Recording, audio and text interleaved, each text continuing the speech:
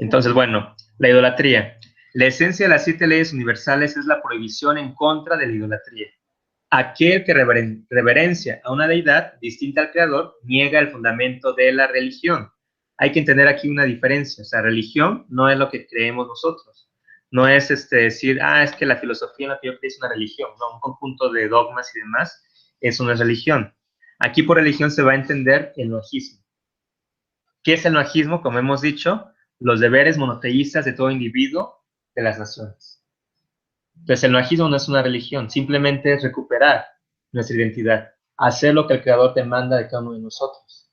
Cuando decimos religión, eso nos vamos a referir, no a cuestiones dogmáticas ni nada de eso, no, simplemente el observar las leyes, porque Hashem lo dijo, cada una de las leyes va siendo nuestra religión, en el sentido de que la voluntad del Creador para nosotros. Además de eso, bueno, niega el fundamento de la religión y rechaza la completitud de las 7 leyes universales. Por otro lado, quien se guarda a sí mismo de la idolatría, demuestra creer en Dios y afirma la completitud de las 7 leyes nacidas. Mishneh Torah, leyes sobre idolatría, capítulo 2, ley 4, perdón. El mandamiento que prohíbe la idolatría enseña que no se debe servir a cosa creada alguna, a ningún ángel, a ninguna planta, a ninguna estrella, a ninguno de los 4 elementos, tierra, agua, fuego y aire, ni a ninguna cosa formada por ellos. Es adoración idolátrica incluso cuando el individuo conoce que Dios es el ser supremo y reverencia la creación solo como una forma de glorificar tanto la grandeza de Dios como su capacidad para crear cosas y seres notables. Mishneh Torah, leyes o idolatría, capítulo 2, ley 1.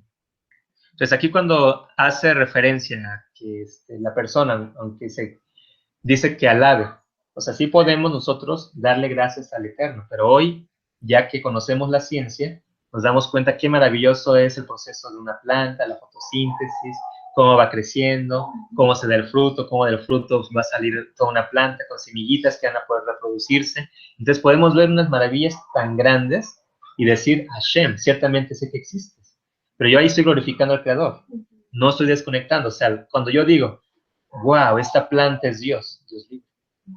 ¿Por qué? Porque yo me maravillo de todo lo que hace. O, por ejemplo, ¿no? Que alguien diga, no, es que el ajo es el Dios de la tierra, porque lo cura todo. No, o sea, simplemente al contrario. Hashem le dio ciertas propiedades y es un instrumento del Creador para traer sanidad. Y así los médicos y así todo lo que hay en ese mundo. Tienen, bueno, algunas personas que dicen que la madre naturaleza, ¿no? O sea, de hecho, sí. ¿No? En el caso de la madre naturaleza, o sea, no hay tanta transgresión. Porque uno de los nombres de Hashem es ahora sí que para entender esto, Dios es justicia. Es el nombre de Elohim. Elohim es el atributo de justicia de Dios y se dice que el Creador creó el universo con justicia. Y lo vemos así, ¿por qué? Porque hay leyes. Hay leyes que la física hoy nos ha revelado, ¿no? Una ley de gravitación universal, una ley ahora sí que de movimiento. Hay leyes para todo. De manera que cuando yo entiendo eso, que hay leyes para todo, entonces yo me estoy conectando con una parte muy elevada. ¿Cuál es esa parte elevada? La parte elevada es de que yo voy entendiendo, o sea, si yo llevo primero que nada, la Torah es la verdad, y me acerco a la ciencia dice que son leyes, pues digo, Hashem, realmente me doy cuenta que tú con leyes hiciste todo. Y de tal forma que tú esas leyes las respetas. ¿Por qué? Porque vamos a ver que la fuerza de gravedad siempre va a estar. Vamos a ver que todo lo que provoca la dinámica atmosférica va a estar presente. No va a haber día alguno en que eso no se presente. Sí, solo sí, Hashem decide lo contrario. Casos especiales, el Yan Suf. El Yan Suf no, ahora sí que no se respondió a las leyes de la naturaleza. En ese momento se rompió esa ley. Entonces vemos que el nombre Elohim es el que va a encargarse, por así decir, es el atributo de Dios que se encarga de que todas las leyes estén siempre estableciéndose en todo el universo. El nombre de Elohim. Ahora, el nombre de Elohim, en hebreo las letras tienen un valor. Si nosotros comparamos ese nombre con el valor de naturaleza en hebreo, Ataba, vamos a ver que es equivalente. Y entonces nos dicen, cuando estudiamos gematrias, que cuando dos nombres son equivalentes, significa que son lo mismo. Entonces, si una persona dice naturaleza, en realidad está haciendo referencia a Dios también, pero el atributo de Elohim. Entonces, en cierta manera, allí no estaría haciendo una idolatría, si lo hacen en ese sentido. Te diga, es que Dios es la naturaleza. Ok, en cierta forma no está transgrediendo, pero sí tiene que tener bien claro ese conocimiento. Con respecto a madre. Pues bueno, vamos a ver ya eso más a detalle, ¿no? O sea, podemos considerar que Dios sí es sí es la naturaleza. Ajá, sí, sí. Entonces, si tenemos ese conocimiento, no hay idolatría. Bueno. El problema es cuando no está ese conocimiento. Y yo le doy un poder único a cada cosa que pasa en la naturaleza. Entonces, allí algunos le van a llamar la conciencia universal. Esa conciencia universal, como lo definen, es Dios. Sí. Entonces, de alguna manera se están refiriendo y estaremos aquí un poquito acercándonos a lo que dice el Rambam.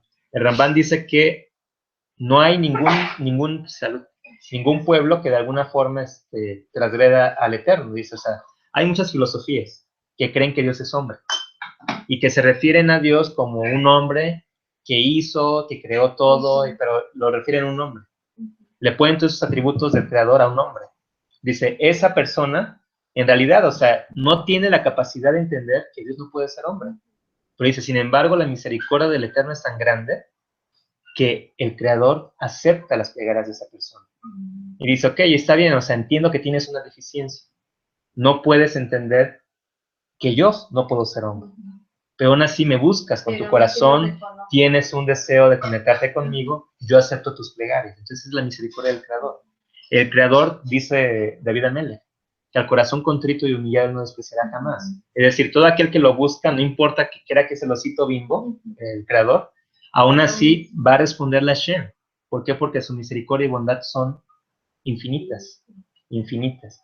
Entonces, bueno, de alguna forma vamos a ver que siempre va a haber misericordia por parte del creador. Sin embargo, para nosotros ya no es válido eso, de creer que la naturaleza por sí sola tiene existencia, ¿no? Sí. No desconectar al creador de Hashem. Entonces, una persona podría razonar respecto de las esferas celestiales, puesto que no mueren como otros seres, eso es como otras creaciones, es propio reverenciarlas y servirlas. Pero proceder así es ponerlas entre uno mismo y el creador. Porque aun cuando Dios pudiera haber asignado ciertos roles en el desarrollo del universo, a esos seres celestiales las responsabilidades del hombre son para con Dios y no hacia sus mensajeros. De hecho, así es como la idolatría apareció en el mundo antiguo. Si vamos a ver que precisamente en el mundo antiguo, pues se habla de que después de Adán, sabemos que tiene a Caín y a Abel, Caín mata a Abel, Caín es exiliado, luego nace Set, Set va a ser la nueva generación por parte de Adán, y Caín va también a tener su descendencia. Pero vemos que allí se mencionan varias generaciones, y no es hasta Enoch que se dice que el hombre conoce a Dios. ¿Por qué? Porque allí, inclusive de allí, en ese trayecto, se empieza a hablar de Dios, que Dios es grande, que Dios controla y dirige todo. Entonces empiezan a haber muchas manifestaciones de revelación del creador en la naturaleza. Sin embargo, inclusive se decía, mira, el sol, tenemos que darle gracias al sol. ¿Por qué? Porque es una fuente del creador. Entonces, si tú agradeces al sol, tienes que agradecer al creador. Gracias a Hashem por el sol que tú hiciste. Entonces, era correcto así. Gracias a Hashem por el sol, gracias a Hashem por la luna, gracias a Hashem por la tierra, gracias a Hashem por el aire, gracias a Hashem por el agua. Entonces daban gracias a Hashem por todo. Pero en la generación no se prestó tanta atención en ello. De manera que eso se tergiversó. Y luego se decía gracias sol, gracias agua, gracias tierra. Se perdió Hashem. ¿Qué fue lo que sucedió? En ese momento hubo ya desconexión, se cayó en idolatría. Entonces vemos que ya para cuando está Nimrod, pues ya es toda una serie de idolatría, herejía y demás. Pero bueno, eso ocurre en el mundo antiguo. Prehispánico, podemos decir inclusive, ¿no? De alguna manera. Porque ahora sí que culturas prehispánicas en nuestro país, pues vemos que hay mucha idolatría. Las generaciones que vivieron inmediatamente después de Adán reconocían que Dios había creado magníficos seres celestiales, el sol para que gobierne de día y la luna para que gobierne de la noche, y esa gente empezó a rendir honor a estos notables mensajeros de Dios. Pronto fue olvidado que estos mensajeros habían sido dispuestos por el Creador. El sol y la luna empezaron a ser honrados por su propia grandeza. Esto desembocó en la veneración de estas creaciones como deidades autónomas, sin referencia ya a quién las había formado. Vemos que eso fue el acabose, cuando empezaron a verse como cosas individuales, ya los cuerpos celestes. A pesar de que hay opiniones respecto a los hijos de Noah, si transgreden la prohibición en contra de la idolatría desde el momento en que confeccionan un ídolo. La ley final es que la transgresión no tiene efecto hasta que la persona efectivamente venera o sirva al ídolo. Entonces, en cierta manera, no habría transgresión si se hace un ídolo, sino hasta que se venera, según la ley. Pero como somos piadosos, también hacer un ídolo va a estar prohibido. Mishneh Torah, leyes sobre idolatría, capítulo 1, ley 1, Talmud de Babilonia, Sanedrín 56b, y Mishneh Torah, leyes de los reyes, capítulo 9, ley 2. Conforme muchas autoridades, los noajidas no están advertidos respecto al concepto de sociedad con Dios. Esto está en Shulchan Aruch, Orach Chaim, capítulo 156, ley 1. El concepto de sociedad con Dios consiste en el reconocimiento de la existencia de Dios de Israel, al mismo tiempo que se cree en la existencia de una deidad con voluntad independiente del Creador, en tanto que el atribuirle poderes a esta deidad, distinta al Creador, permanece conceptual. Esto es, sin que se involucre acción alguna. Es permisible para los hijos de Noah de acuerdo con muchas autoridades, pero la veneración de este ser independiente es claramente idolatría.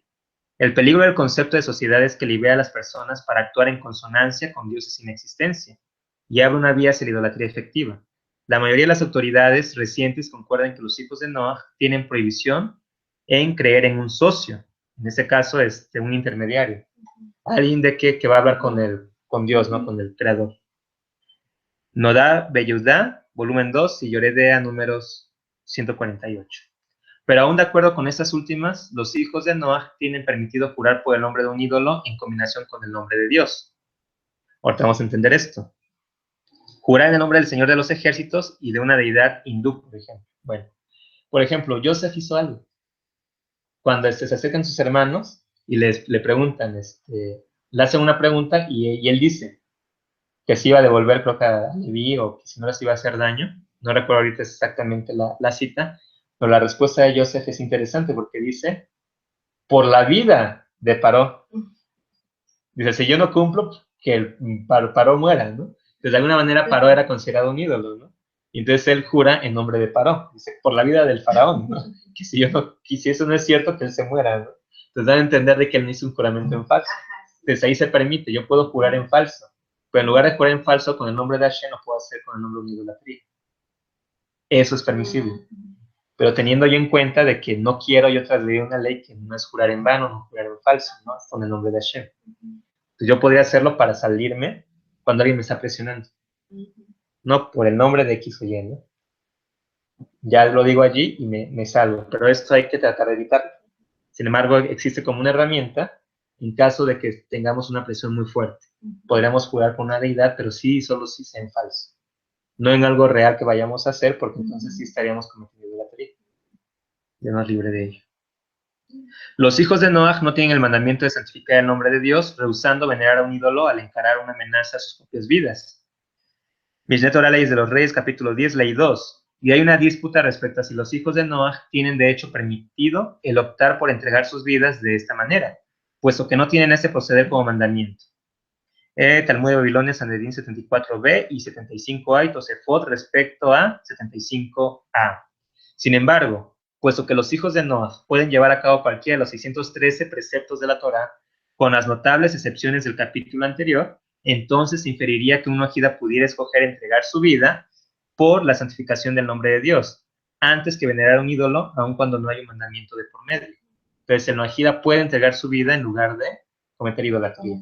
Entonces, a los ojos del Eterno es como un plus, es como muchos puntos buenos delante de Hashem. ¿Por qué? Porque elegimos antes de cometer una transgresión servirle al Creador hasta en la muerte. Entonces, en ese sentido se puede, aunque no es una obligación. Sin embargo, vemos que también los sabios no tenían la obligación de hacerlo y lo hicieron. Y eso fue agradable a los ojos del Creador. ¿Por qué? Porque fue un Kiddush Hashem, una santificación del nombre de Hashem. Muchos libros han sido escritos por gente que venera ídolos respecto a la naturaleza de su idolatría. Servicio, procedimientos y leyes, uno debería abstenerse completamente de leer esos libros, ni debería pensar o hablar sobre ellos, incluso estudiar la formación de una figura idolátrica o al indagar sobre cómo algo es servido sin tener intención de servirle. Podría causar que uno sea guiado a prácticas idolátricas. Entonces tenemos que alejarnos de toda idolatría, ¿sí? Inclusive en los libros. No decir, ay, voy a estudiar tal libro, ¿sí? O sea, sabemos que la Biblia, pues, la Biblia hebrea, referente a la Biblia que se vende comúnmente, pues es diferente. La Biblia hebrea tiene desde Bereshit hasta Malaquías. La Biblia que se vende actualmente, como una traducción, pues vemos que es precisamente desde Bereshit a Malaquías y hacen una separación. Y luego ahí ponen otro, ahora sí que le llaman evangelios, y terminan con una profecía, ¿no? Al final. Entonces ese libro, de alguna manera, nosotros que estamos ya en una posición en la cual no tenemos nada que hacer leyendo esos libros. Entonces aquí tenemos ya el conocimiento del Creador, o sea, de hecho, ya nosotros hemos analizado muchas veces que gran parte de lo que está escrito en este otro libro precisamente son parte del conocimiento de los Jajamim, pero no está completo.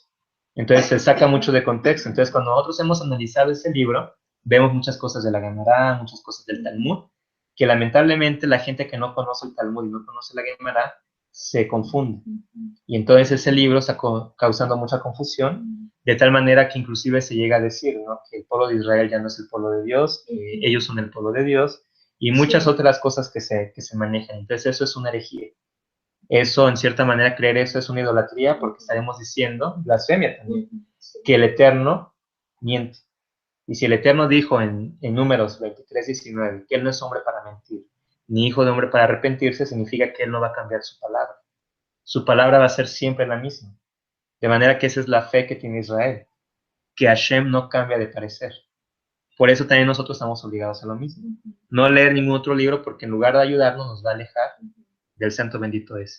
Quien quiera que pondere veracidad a una religión idolátrica, aun a pesar de que no sirva al ídolo, insulta al imponente y exaltado nombre de Dios. Entonces no podemos justificar una religión. Nosotros lo que hemos dicho es de que el Eterno es misericordioso. No decimos que estén bien todas las religiones, que imponen a Dios como un nombre, o que ponen muchos atributos que no van quizá con Dios, ¿no? No, no decimos que estén bien, solamente decimos que el Eterno tiene un camino para todos, y que cada persona, de acuerdo al nivel de santidad que desee, va a poder ser acercado al Creador. O sea, eso va a depender de la persona. Si la persona quiere más santidad, va a empezar a estar en la verdad, va a dejar muchas cosas, y entonces va a haber la revelación realmente del Creador en su vida, y muchos cambios van a venir a su vida. Es lo que vemos, que el Eterno tiene control de todo sin excepción. Esté uno como hindú, esté uno como en el taoísmo, esté uno en donde esté, el Eterno, si lo buscamos con verdad, como dice el profeta de Shayahu, yo fui encontrado por los que no me buscaban. ¿Por qué? Porque estaban seguramente en otra filosofía, en otra religión. Y allí clamaron a la verdad, al Creador, al uno y único, y entonces Hashem, ¿qué hizo? Les mostró la puerta, dijo, por aquí, y de allí salió. Pero entonces vemos que todo lo contrario lo dirige a Hashem, pero no decimos que estén bien las filosofías y las religiones. Simplemente reconocemos que la misericordia de Hashem es tan grande que inclusive aunque las personas estén allí metidas, el Eterno les tiene gran bondad y contesta también sus plegarias. ¿Por qué? Porque Él es bondadoso y quiere dar bondad a todo aquel que se acerque, independientemente de que no tenga la capacidad, dijera Rambam, de poder entender que Hashem no es lo que ellos creen, ¿no? Ok, existen muchos y diferentes tipos de servicio idolátrico y el servicio de un ídolo no es como el servicio de otro. Por ejemplo, el ídolo peor era servido por hombres que defecaban delante de este. Todo eso está en Mishneh Torah, en Leyes de Idolatría, capítulo 2, 2.6, 2.2.2, 2.6, 3.2, 3.3. Esto viene de una manera degenerativa, similar a la del crecimiento de la idolatría en sí. En su origen, los veneradores de este ídolo alcanzaban tal estado de éxtasis que perdían el control de sí mismos y defecaban. Sus hijos vieron el efecto y malentendieron la causa. Concluyeron que defecar era la forma de adorar. La moraleja tiene valor hoy en día. El hecho de que una religión provoque sentirse bien no es prueba de su validez ni de que se divulgue verdad alguna. Eso es importante porque vamos a ver que muchas filosofías y religiones dicen, ay, es que yo cambié, es que yo aquí me siento bien. Es que sí, pero no es que te sientas bien. Tienes que tener, ahora sí que edad, conocimiento. ¿Realmente estás haciendo lo correcto? Hashem creó la mente y la mente es buena porque él dijo que cuando creó al hombre y vio que el hombre era bueno, el hombre tenía mente. La mente es buena. La mente no es mala. Todo lo contrario, la mente nos va a llevar a la verdad. Tenemos que discernir, tenemos que escudriñar. No tenemos que creernos todo lo que nos dice un líder. Y eso es general, o sea, inclusive nosotros no debemos de quedarnos más con lo que dice el rabino. Tenemos que indagar por nuestra propia cuenta. Y de verdad, o sea, el judaísmo es eso. El judaísmo es, yo no quiero que tú sigas mi camino porque yo voy en este.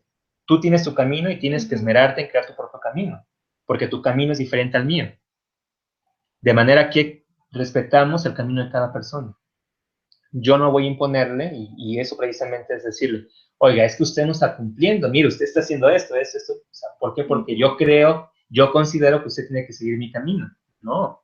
Yo tengo que respetar sus decisiones, yo tengo que respetar su forma de vida, su libre albedrío exactamente, porque eso es el modo como Hashem la va a perfeccionar. Y entonces él es el que está dirigiendo todo. Yo meramente me limito en ser el instrumento del creador. Nada más traigo ahora sí que lo que él permite que yo traiga, y cada uno va a recibir y va a trabajar lo que tiene que trabajar. Eso es principalmente lo que enseña el judaísmo. Tú tienes tu camino, yo tengo el mío. Cada uno respeta al otro, siguiendo el mismo camino. Lo que tenemos en común es que sabemos que además de él no existe nadie. Y eso es lo que nos une. Saber que Hashem es uno y único, y no hay nadie más además de él. Una persona transgrede solo cuando adora o venera al ídolo en la manera usual, es decir, de la manera que caracteriza a dicho ídolo. Consecuentemente, las cortes de ley deben conocer el servicio que le caracteriza a cada ídolo para poder establecer los dictámenes. Entonces, en el caso de un juez, sí tiene que conocer cómo se sirve. ¿Para qué? Si viene un caso, es que este hombre estaba persignándose afuera de X lugar.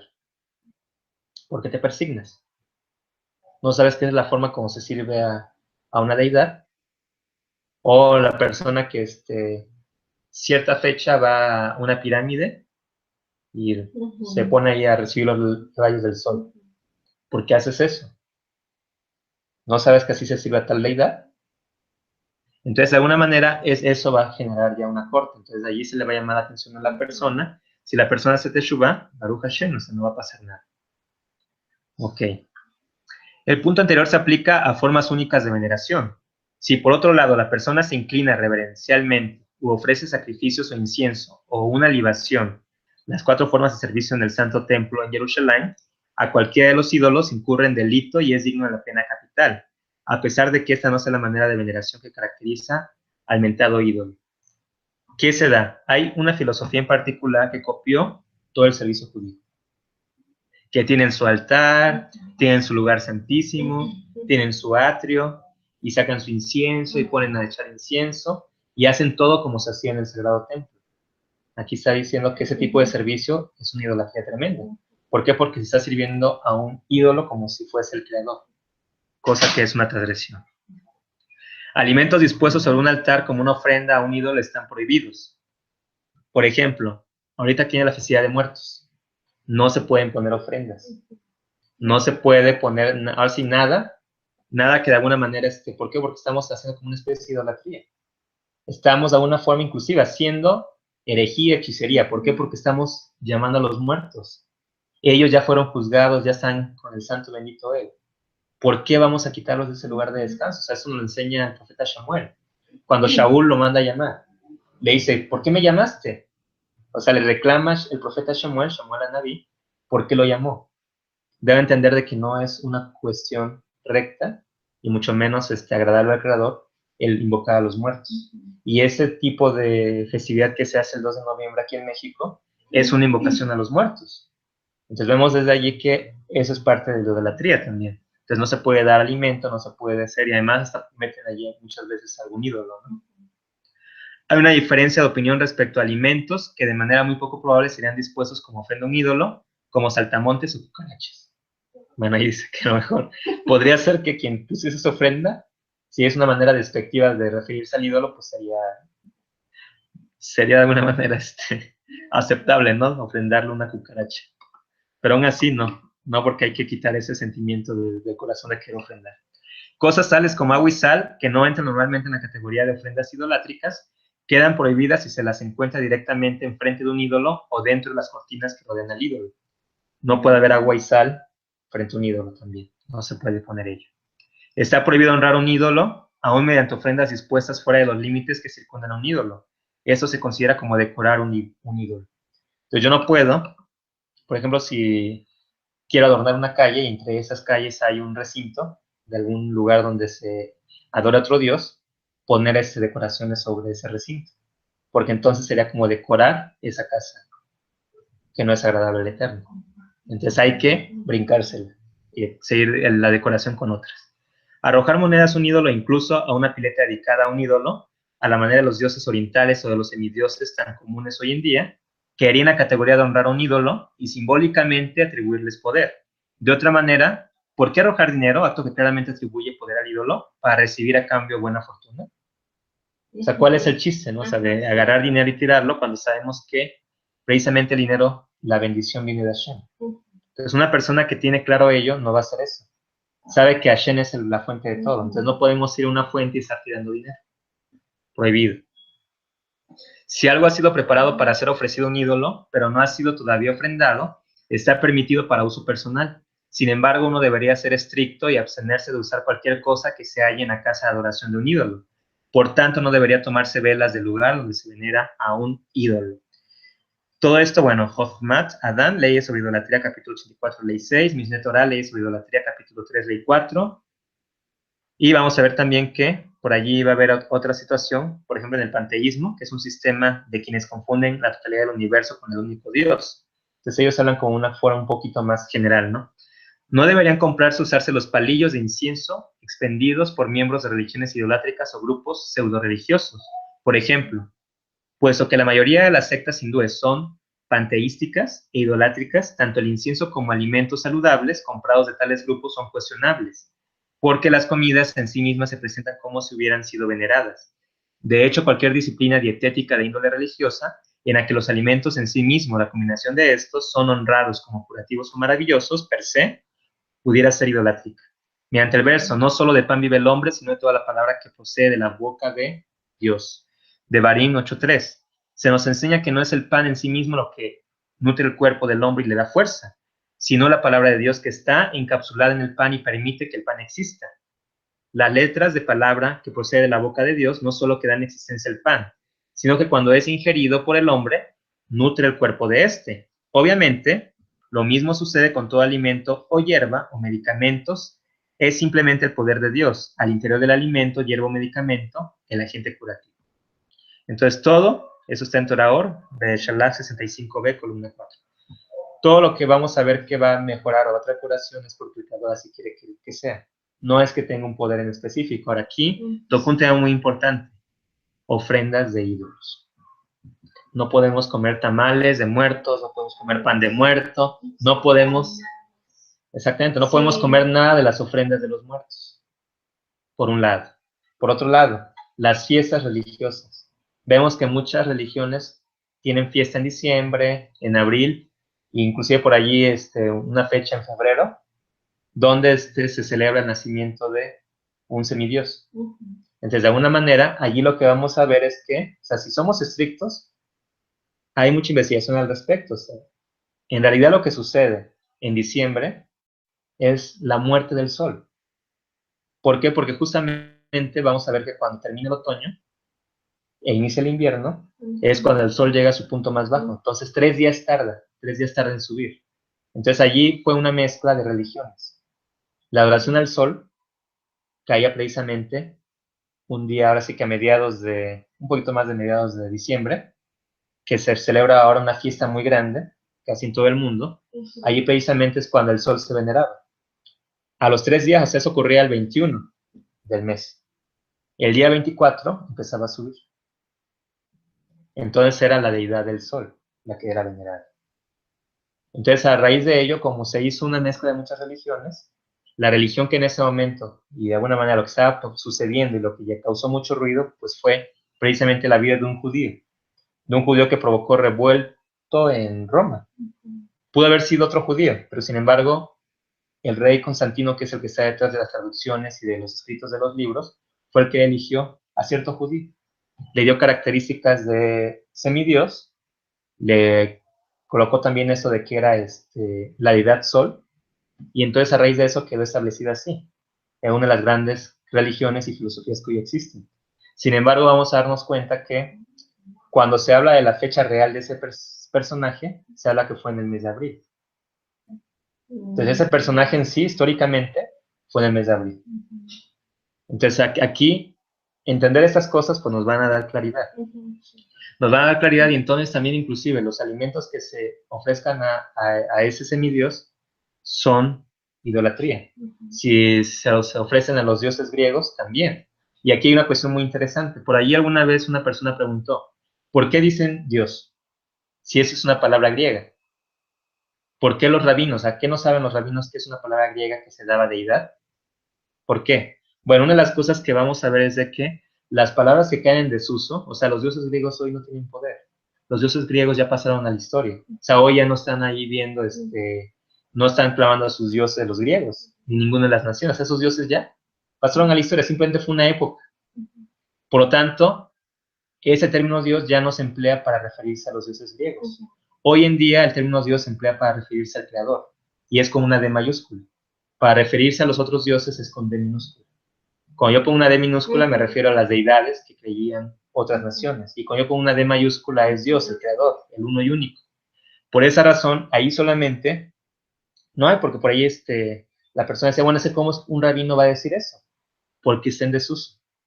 Entonces allí sí no se consideraría una idolatría eso, porque ya no es hoy en día ese servicio. O referirse a los dioses de otras naciones con esos nombres, ya tienen un nombre específico.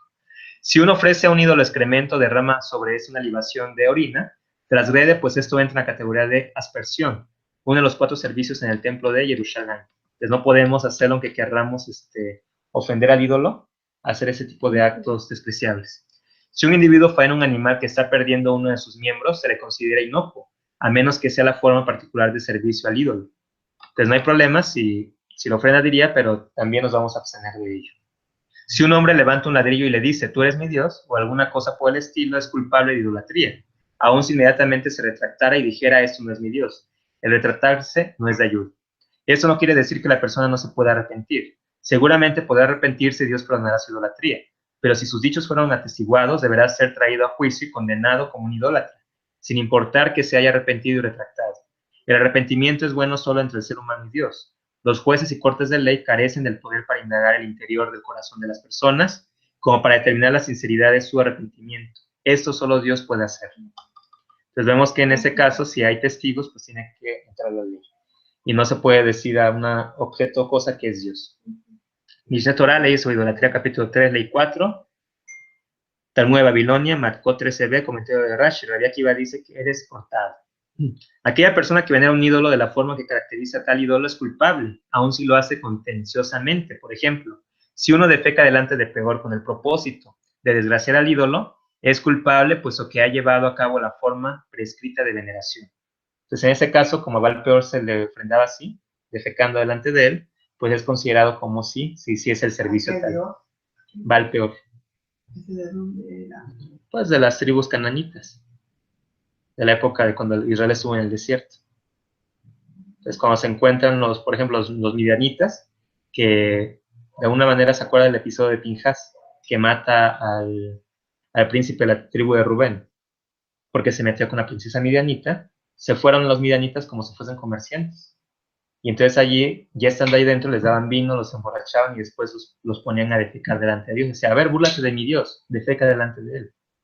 El hacer esto, o sea, el israelita creía que realmente estaba burlándose, pero en realidad era el servicio del Dios. Esto fue lo que trajo la plaga contra Israel. Y se habla de que ahí murieron 24,000 hombres del pueblo de Israel. Por esa plaga, debido a servirle a Baal peor.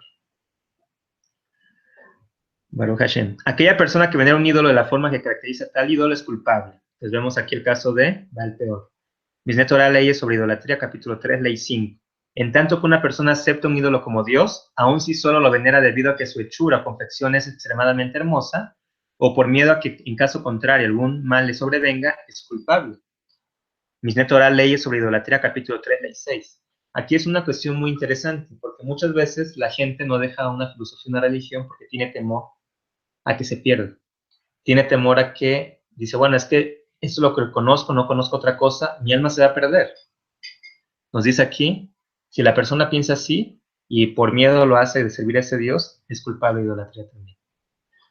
Yo creo que también muchas veces porque la misma familia no empieza a atacar, a juzgar o a... Que te vas a ir al infierno, que vas a perder el mundo venidero, el paraíso y todas las bendiciones. Entonces la misma familia empieza a atacar.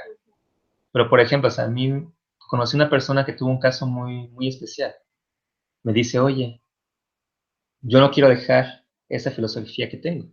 Llevaba muchos años en esa filosofía. Yo platicaba mucho con esa persona y le decía, es que mira, aquí están los argumentos.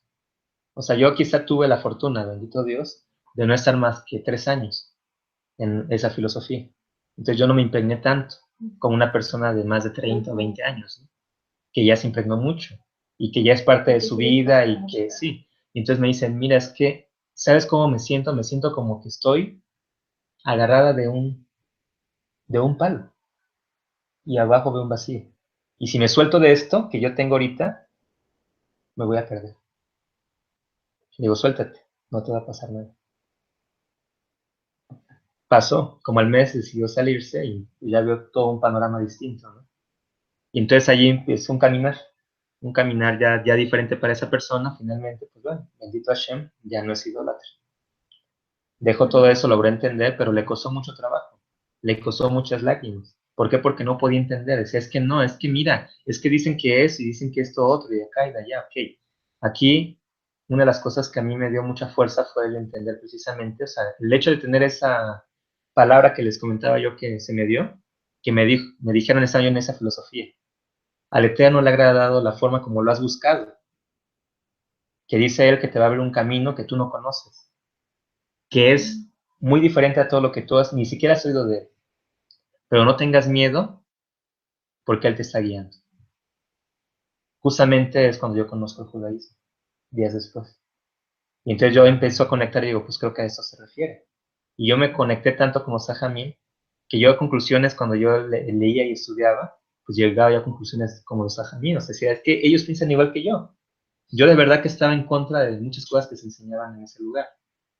Y entonces ahí es donde yo, al menos por esa razón, quizá por ser más, un poco más pragmático, de querer justificar todo y querer tener argumentos y todo. Y si yo veía que algo estaba colgando, dije, bueno, esto no está bien. O sea, ¿cómo es posible que tú me digas eso y no sabes ni por qué tú mismo titubeas cuando me dices, ¿no? Y hablando de los líderes. De tal manera que yo sí me puse a orar, a estudiar mucho en cada líder y al final el líder pues se quedó mudo. Dije, vengo a aprender. Dígame cuál es mi error, dígame todo esto. No me pudo ir en contra de todos los argumentos que tenía. Entonces ahí para mí fue claro. Dije, bueno, Hashem, lo dejo ahora en tus manos. Yo me preocupé por ese grupo, porque eran muchas personas, cientos de personas. Y yo le dije a Hashem, es que no quiero que estas personas se pierdan. O sea, qué hermoso es conocer tu verdad, qué hermoso es empezar a caminar por el camino que tú nos das. Y entonces yo oré mucho por esa congregación, para que pudiese hacer Teshuvah, pudiese encontrar la verdad. Cuando el líder, de verdad, o sea, se queda muy de más, yo dije, gracias a Hashem, porque sé que va a haber cambios. Entonces el siguiente fin de semana que yo asistí dije, hoy va a ser diferente. Grande fue mi sorpresa que me llama y me dicen, ¿sabes qué? Tienes un espíritu de idolatría, tienes un espíritu de herejía, te dejaste engañar. No, me empezó a llover. Entonces yo dije, bueno, pues si eso creen, pues ¿qué hago yo aquí? Dije, bueno, pues yo creo que por sanidad, ¿verdad? Mejor me voy porque pues, soy un daño para las personas con las que ustedes están aquí. Y él me concluye diciéndome, si no están de acuerdo pueden ir juntos. Lo he entendido todo. Muchas gracias por todo. Me retiro. Ahí terminó la relación con ese grupo, pero sí para mí fue muy fácil. Sin embargo, cuando yo me salí, muchas preguntas andaban ahí en el aire. ¿Por qué? Porque pues yo me imagino estando allí, yo una persona que decía, a ver, esto es así, así se tiene que hacer.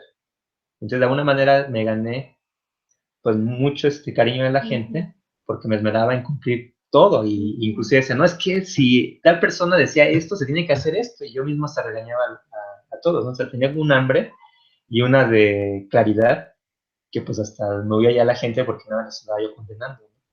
Es que no sano, ore por mí. ¿Por qué voy a orar por usted si usted no cambia su vida? Usted no se ama. Y ahora me dice que me ama a mí, si no se ama usted, ¿cómo me dice usted eso? ¿No?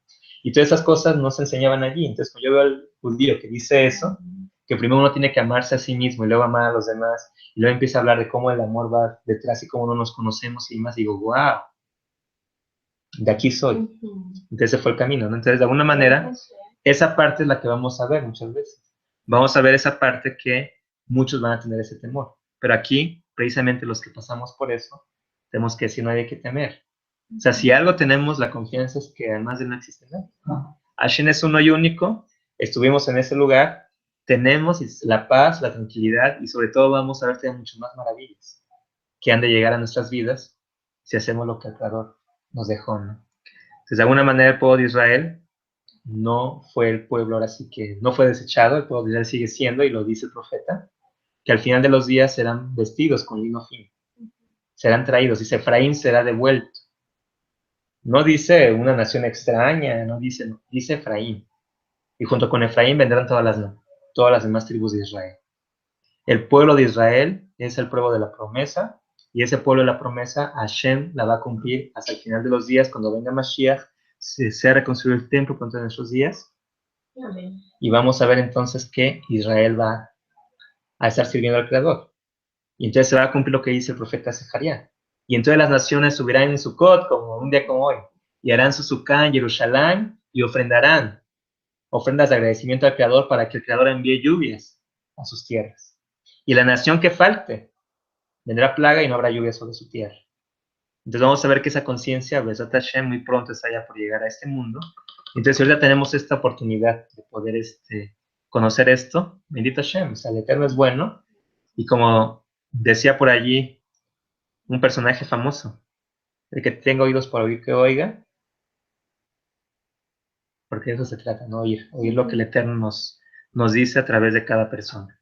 Si una persona sirve al ídolo vía una de las 4 formas de servicio usadas en el Santo Templo en Jerusalén, postrándose, sacrificando, derramando sangre de sacrificios, vertiendo libaciones, y sirve al ídolo con amor y temor, pero sin aceptarlo como un Dios, es considerable inocuo. O sea, también no es bueno el hacer eso. O sea, no se considera un idólatra, pero no tiene por qué hacer eso. O sea, no es agradable a los ojos del Creador. Si la persona abraza al ídolo, lo besa o desempolva o derrama agua sobre este para limpiarlo del polvo, lo unge, lo viste o hace cualquier otra cosa con el propósito de honrarlo, estas cosas entran en la categoría de postrarse uno mismo ante el ídolo. Entonces es servir al ídolo, lo dice David Amelech, que aquel que sirve a ídolos que tienen ojos y no ven, pies y no puede caminar, oídos y no puede oír, va a ser igual que él. Entonces vemos que eso se considera idolatría. Si una espina se hinca al pie de una persona mientras está frente a un ídolo, tal persona no deberá inclinarse para removerla porque daría la impresión de que está reverenciando al ídolo.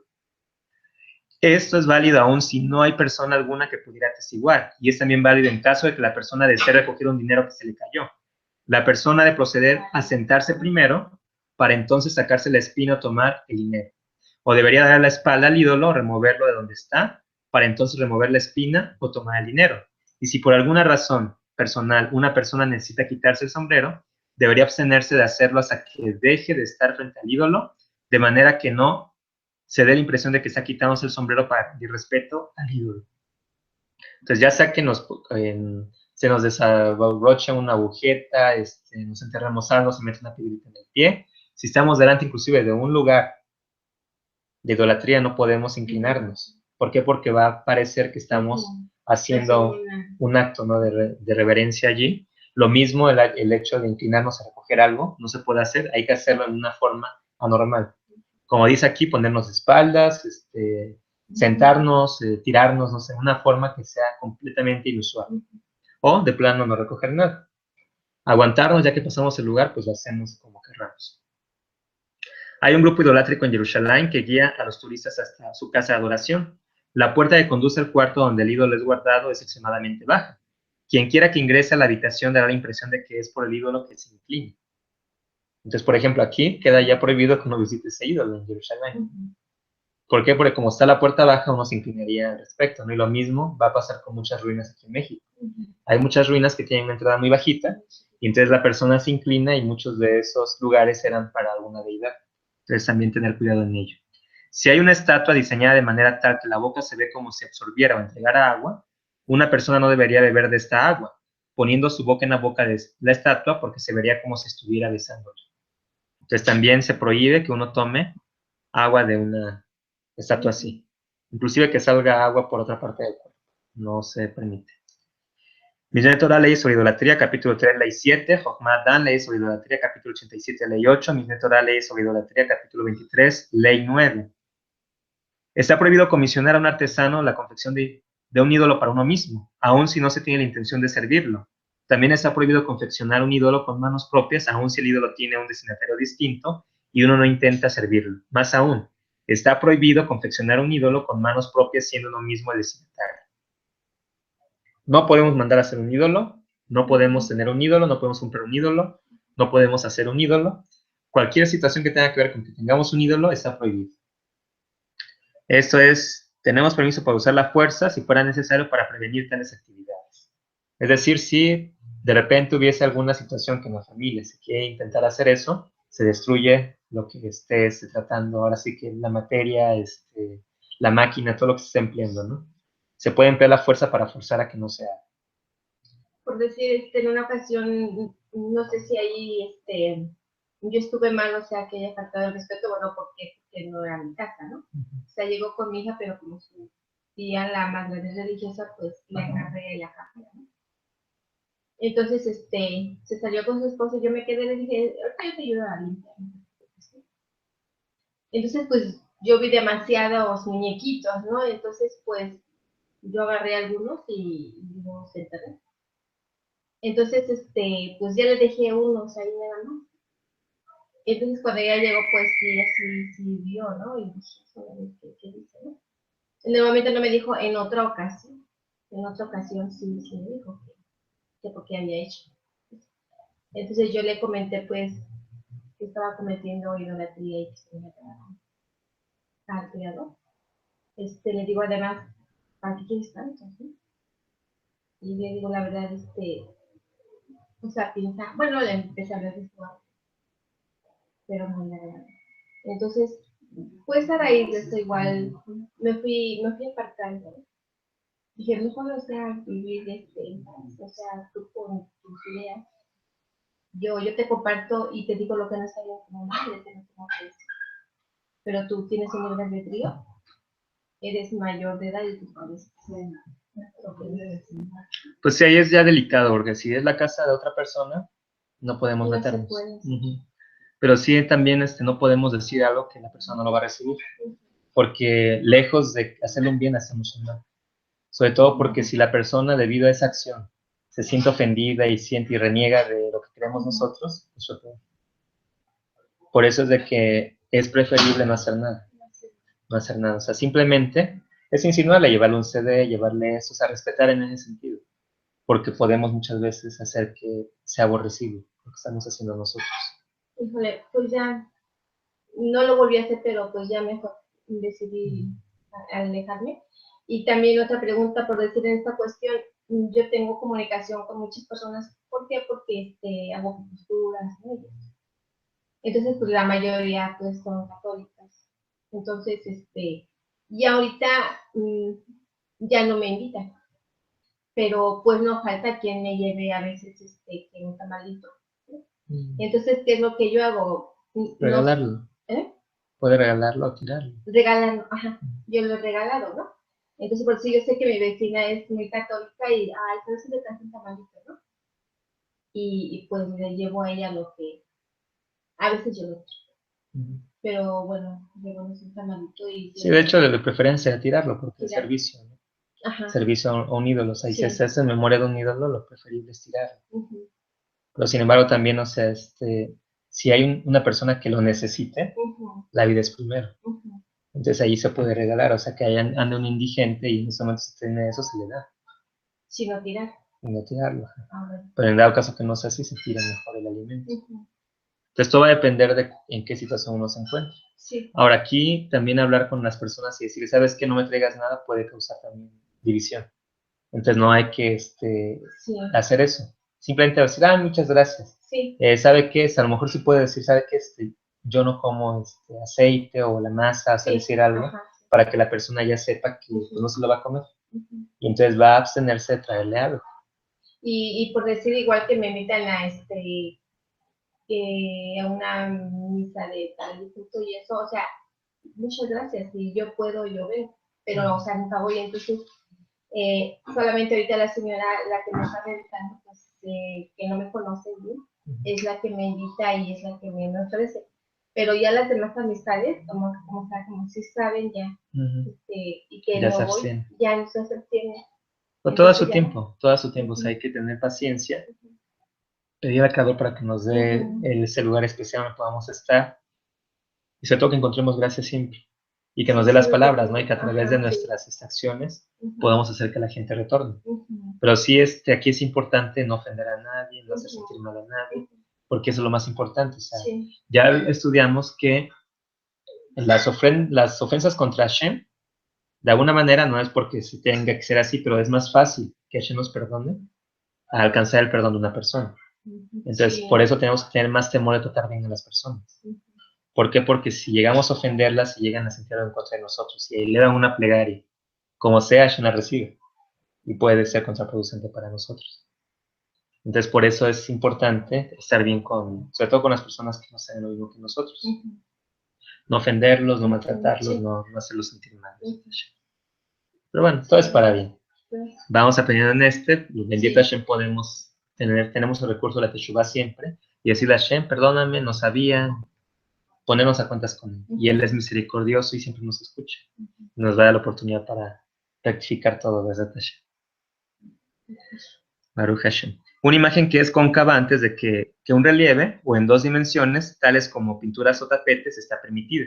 Entonces pueden tenerse imágenes que sean en relieve en 2 dimensiones. Por ejemplo, un cuadro que tenga alguna figurita, algo se podría tener. No hay Un paisaje. un paisaje y eso no había problema. ¿Sí? Se permite. Pintura o tapete. Está prohibido calzarse un anillo que tiene un sello sobre él con la imagen de un hombre, un camafio, si la imagen está en relieve, pero podría ser usado como un sello. Si la imagen es cóncava, podría vestirse el anillo, pero está prohibido usarlo como sello porque el sello crearía una imagen en relieve. Entonces vamos a ver que imágenes de personas no se pueden tener, porque sería como una forma de darle honor a un hombre. Y el honor sabemos que únicamente le pertenece al Creador. Está prohibido formar imágenes del sol, la luna, las estrellas, las constelaciones, ángeles o los 4 caras en una forma de carruaje que vio Yehezkel, así como también está prohibido hacer imágenes de los ángeles ministeriales que sirven a Dios. Tales figuras no pueden ser hechas ni siquiera en forma bidimensional. O sea, no puede haber dibujos, no puede haber pinturas, no puede haber imágenes de ángeles, ni en nada que tenga que tratar de representar lo que vio el pueblo de Israel cuando se entregó la Torah. Entonces eso hay que abstenerse de tener ese tipo de imágenes. Por ejemplo, aquí podría hacer una pregunta, ¿no? Entonces ahí tenemos un cuadro del Sagrado Templo. Bueno, eso es permitido porque es una forma de recordar el Sagrado Templo y no estamos, no hay ninguna deidad allí, ¿no? Entonces simplemente añoramos cuando lo vemos de que el templo no esté de pie. Un paisaje, pues bueno, nos conecta con el Creador, ¿no? Que Él es bueno y toda su creación es perfecta. Pero en el caso ya de un ángel, pues podría eso despertar otra cosa, ¿no? Dios libre. De acuerdo con otras opiniones, está prohibido hacer formas de los ángeles y el carruaje, entonces concluimos en ello. En lo que concierne a esculturas con forma humana, algunos dicen que el rostro por sí mismo está prohibido. Otros dicen que la escultura está prohibida, solamente si la cara completa es hecha con su cuerpo. De acuerdo con la segunda opinión, hacer un cuerpo humano con su cara está permitido, en tanto que no se confeccione el cuerpo completo, sino solamente una porción de él. Sin embargo, es propio seguir la opinión más estricta, aun si la escultura es confeccionada solo con propósitos artísticos. Por ejemplo, eso ustedes lo van a ver, todo eso está en Mishneh Torah y Chochmat Dan, sobre leyes de idolatría, capítulo 85, y hace énfasis a ley 3, 5, 4, 6 y 7.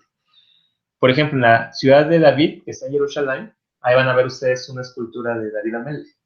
Y está una escultura excelente. ¿Pero qué creen? No tiene nariz. ¿Por qué? Porque la prohibición es no hacer una figura completa. Entonces se le va a quitar un cacho. Entonces lo que hicieron fue quitarle la nariz para que no sea perfecta la figura, entonces no se cae en la transgresión. Entonces igual que le falte algo ya no se considera una transgresión. Si se tiene una figura exhibiendo de esa manera, ¿no? Entonces de alguna manera pues ya no es perfecto, entonces ya nos hace referencia a la perfección del hombre, ¿no? ¿Manda? Ya no se alumbra. Ajá.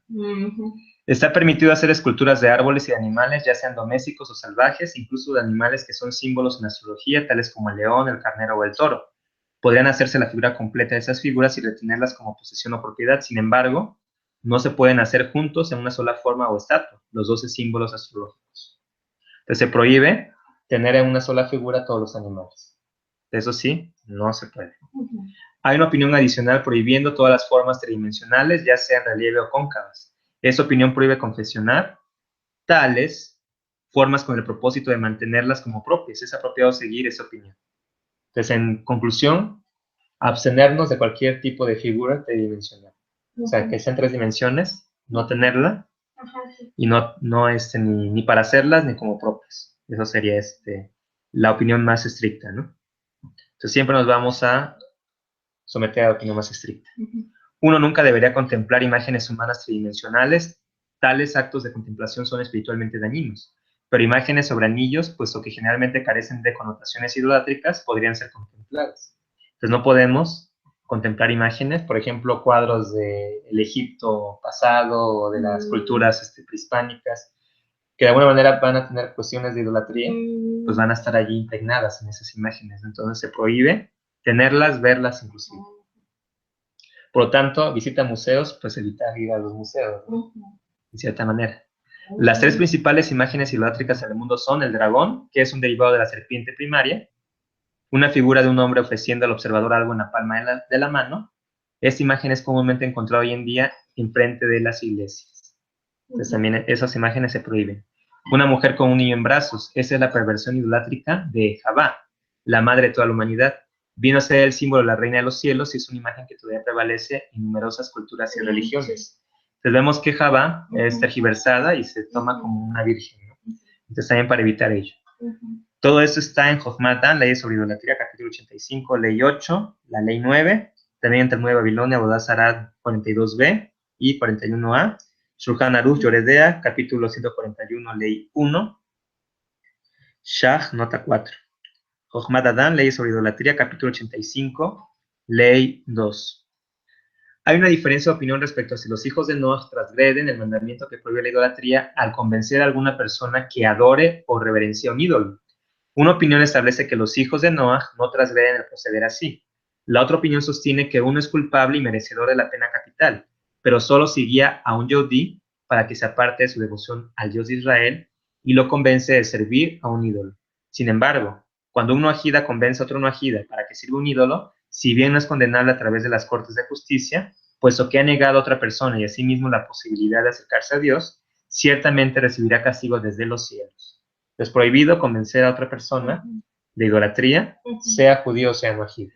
Va a haber un castigo siempre si es un judío por las cortes y leyes, si no lo es, en manos del cielo. Si una persona dice el ídolo me dijo, adora, o si dice Dios me dijo, adora al ídolo, es un falso profeta. Si llega a influenciar a la mayoría de una ciudad, deberá ser apedreado. Entonces se debe de acabar con ese tipo de personas que traten de hacer idolatría. Entonces por eso aquí donde Hafetz Haim es como la Shonara. Cuando empieza a haber una persona que puede causar un daño a un pueblo muy grande, se permite hablar la Shonara de ella. ¿Para qué? Para que la persona no lo tome en cuenta y sea rechazado por los demás. Esto es Sedei Hemet, Teat Asadeh, la categoría de conjunto Gimel, sección 6, nota 26, y Mishneh Torah, ley sobre idolatría, capítulo 5, ley 2. Un seductor idolátrico es igualmente culpable, ya sea que use expresiones en singular o plural en su seducción. No hay diferencia, por ejemplo, si dice, iré y adoraré al ídolo, o vayamos y adoremos al ídolo. Es un seductor. Entonces también es una transgresión el hecho de decir yo voy o vayamos. Entonces eso es idolatría también. Quien convence a otros para que lo adoren como un ídolo y les dice, sírvanme, y ellos lo adoran o reverencian, ha de ser apedreado hasta que muera. Si esta gente lo acepta como su Dios, pero no le sirve, entonces el individuo no ha de ser apedreado. ¿Por qué? Porque entonces no fue considerado un ídolo.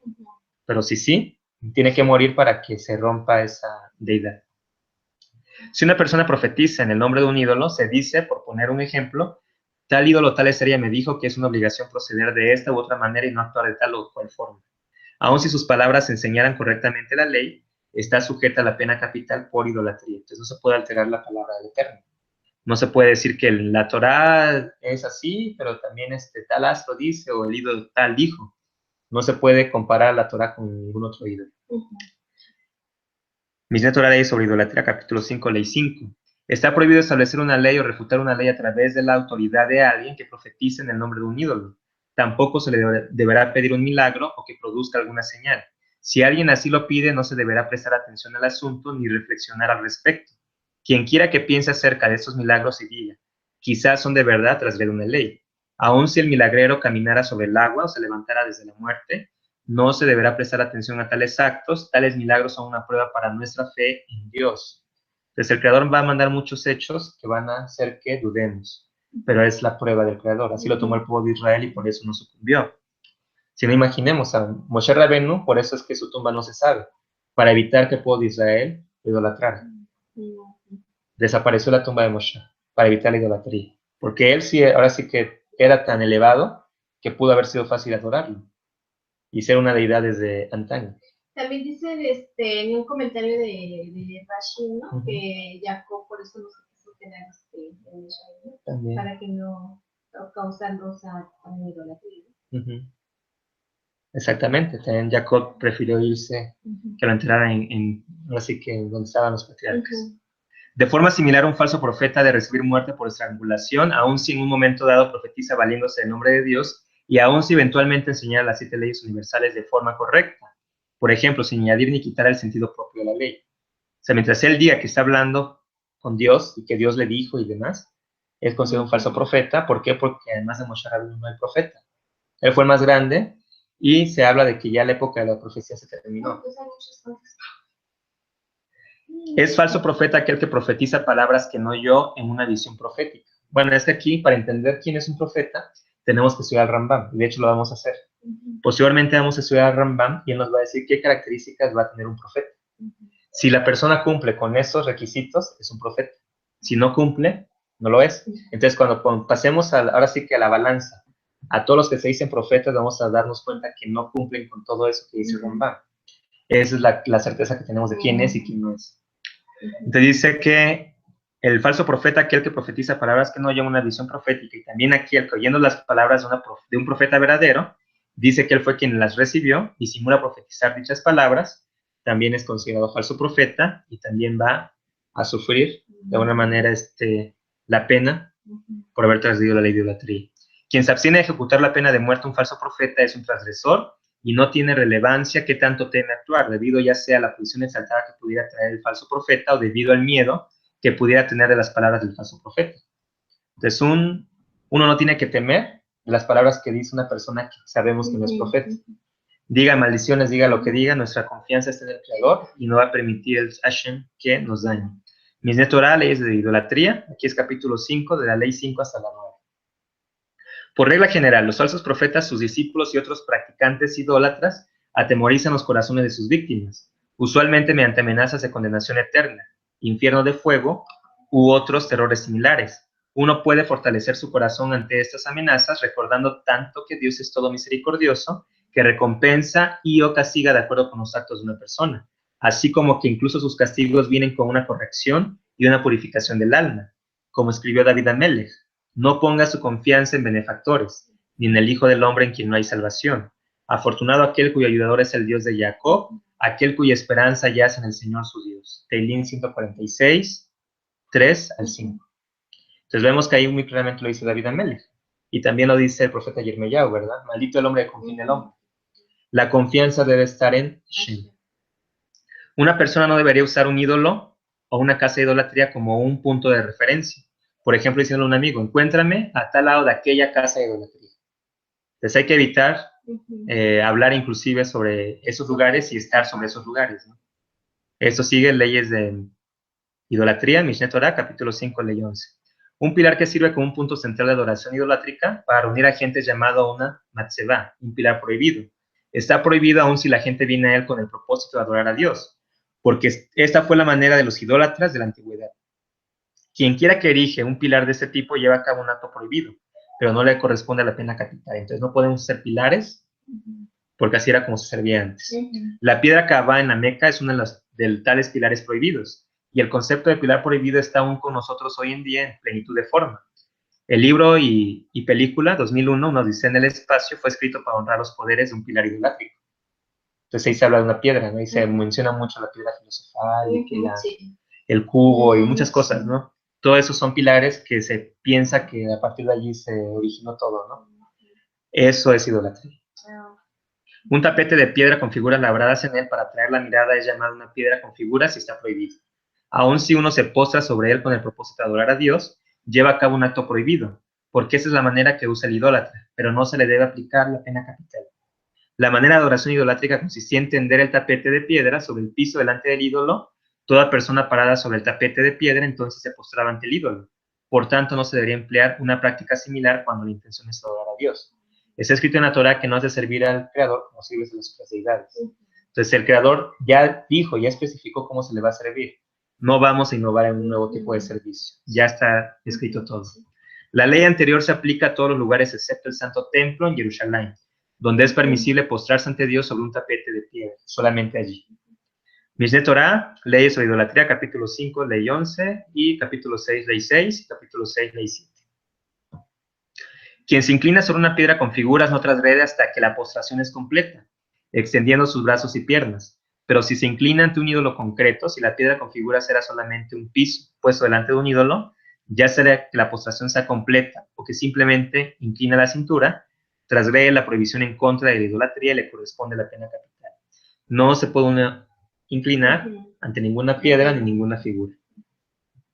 Es un mandamiento el destruir todos los ídolos y todas las cosas usadas para servirlos y todo lo que ha sido confeccionado a causa de ellos. Y en la tierra de Israel es un mandamiento perseguir al ídolo hasta que sea destruido y arrojado definitivamente del país. Ahí sí se aplica. Ahí sería una ley el ir casa por casa y estar sacando ídolos y destruyéndolos. Ahí sí.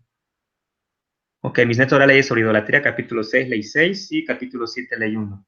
Está prohibido derivar cualquier placer o beneficio de ídolos concretos y de todos los ítems ocupados para su servicio y para sacrificios, vino, carne, incienso, etc. Y de todo lo que ha sido confeccionado para embellecer a los ídolos, velas, vestuario, etc. Quien quiera que se beneficie de estos ítems transgrede, pero no le corresponde la pena capital.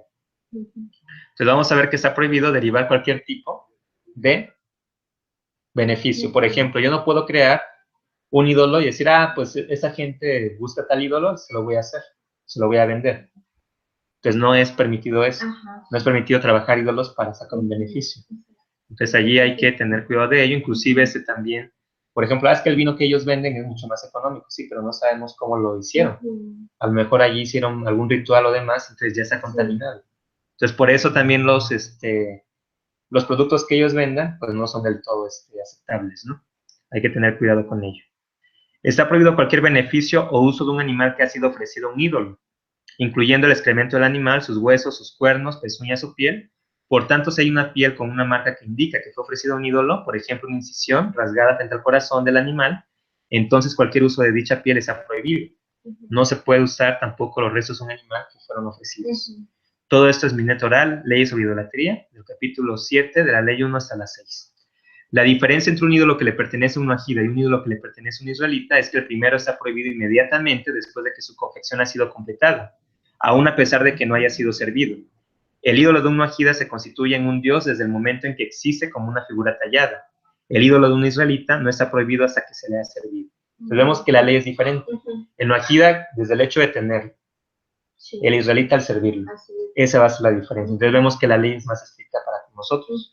No podemos, inclusive como se dijo, ni siquiera ver cuestiones de idolatría, ni leer libros de idolatría, nada. Son 20 para las 10. Okay. Entonces, bueno, lo puedes seguir viendo después, ¿sí? Baruch Hashem. Ya nada más quedarán, yo creo, como unos 20 minutos. Baruch Hashem, pues. Ajá. Un ajida que recibe como herencia un ídolo de su padre debe arrojarlo al mar. Figuras e imágenes que son hechas con propósitos artísticos y no por idolatría están permitidos para beneficio económico o placer. Aquellas que aparentan haber sido confeccionadas con motivos idolátricos están prohibidas. Una estatua que sostiene en sus manos un bastón o un pájaro o un globo o una espada o una corona o un anillo es presumiblemente un ídolo y cualquier uso que se le pudiera dar está prohibido. Pues vamos a ver que se puede tener de alguna manera imágenes, pero que no tengan conexión con un ídolo. Por ejemplo, a lo mejor un barco, a lo mejor un vehículo, un paisaje en 3D. Por ejemplo, los muñequitos que ponen los niños, ¿no? Los zoológicos, los soldaditos. O sea, no son con fines idolátricos, más bien son de entretenimiento para el niño, aunque la realidad es de que es preferible abstenerse, ¿no? Porque al comprar el soldadito a un niño se le está incitando a la violencia. Si se le compra armas, lo mismo. Entonces, evitar ese tipo de juguetes y comprar otros juguetes que sean más. Por ejemplo, las letras hebreas, memoramas bíblicos, etcétera, ¿no? Casi siempre tratar de despertar la santidad del niño desde chiquito. Así yo igual me iba a hacer esa pregunta, pero ya se me... Baruch Hashem. Todos los ítems mencionados son símbolos de poder o autoridad, el bastón porque gobierna sobre el mundo, el pájaro porque vuela sobre todo y sus ojos contemplan todo por debajo suyo. Una bola porque representa el globo terráqueo que es sostenido en manos del estatua, etc. Caso contrario, se puede suponer que la estatua tiene solamente un propósito artístico y está permitido. Pues cualquier otra cosa que esté lejos de ello se podría permitir. Cruces que son exhibidas públicamente entran en la categoría de ídolos, puesto que las personas las honran, se sacan el sombrero delante de ellas, se postran e inclinan ante ellas. Sin embargo, una cruz que cuelga del cuello de una persona es considerada un memorial y está permitida. Otros usos personales, como colgar una cruz del espejo retrovisor de un vehículo, también está permitido. Por supuesto que uno aquí ya no lo va a tener, o solamente para entender que no es una transgresión en caso de una persona que lo haga, ¿no? Y nos pongamos como fieras a decirle que lo quite, ¿no? Sin embargo, las cruces usadas por sacerdotes en sus vestimentas o alrededor del cuello representan algo muy diferente a la cruz de una persona que la viste como un memorial, puesto que el sacerdote se presenta como una figura de autoridad religiosa. Por tanto, uno no debe por ningún motivo quitarse el sombrero delante de tales cruces ni hacer nada que pudiera dar la apariencia de que se está venerando la cruz vestida por el sacerdote. Si se tiene la intención de inclinarse o quitarse el sombrero como un gesto de honra hacia Dios, tendrá que hacerlo fuera de la presencia de una cruz prohibida, y preferiblemente antes de la aparición del sacerdote. Si la cruz está en un lugar donde es sabido que los feligreses de la secta principal no se inclinan o posan ante sus imágenes, sino que honran a los sacerdotes que las visten, entonces uno puede ser indulgente para evitar ofender a esos sacerdotes. Pero ¿dónde es sabido que la gente se inclina a sus estatuas y cruces de una manera que claramente se presenta como idolátrica? Uno debe ser estricto y evitar esto. Personalmente aquí viene el tema.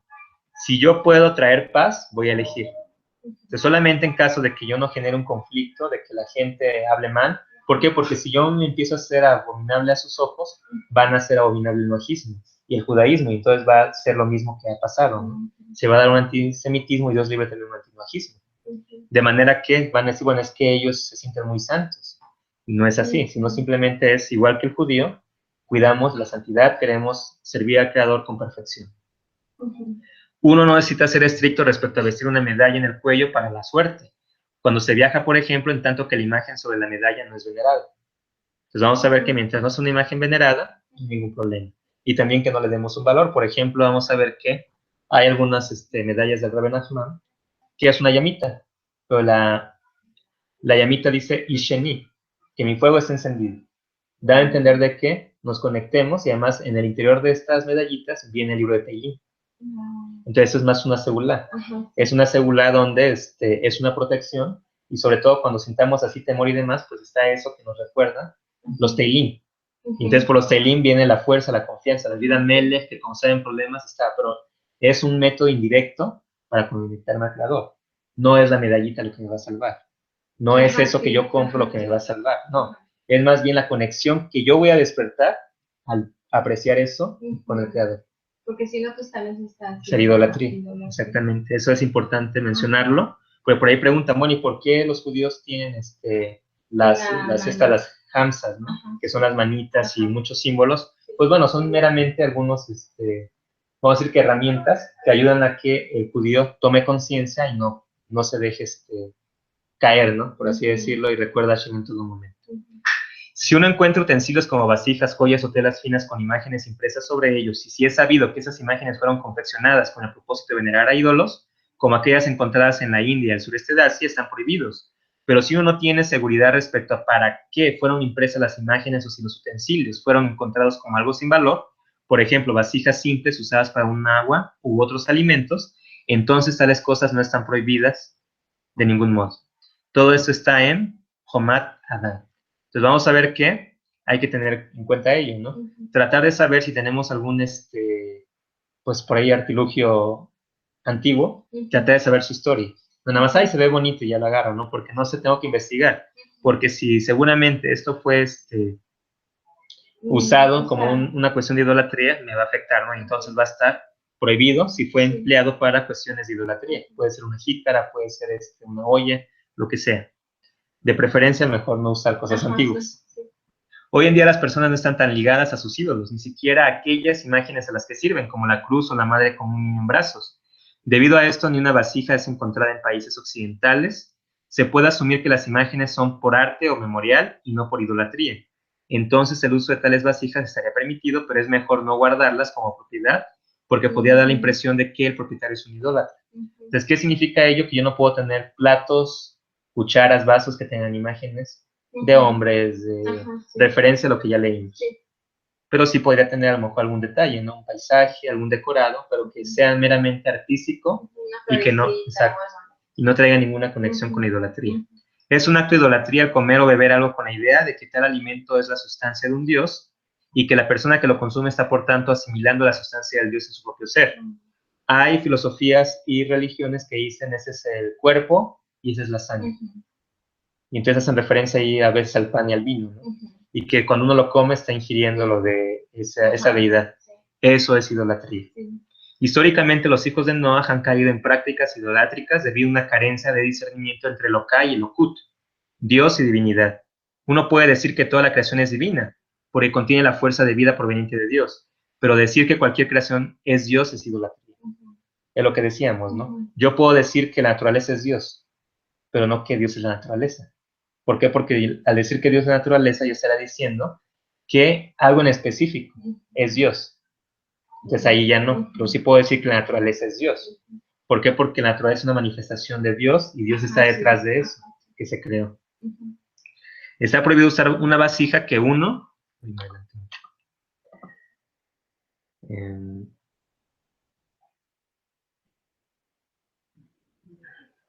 Okay, sí, está prohibido usar una vasija que uno encuentra con la figura del sol, la luna o un dragón, en tanto que la vasija sea de oro o plata.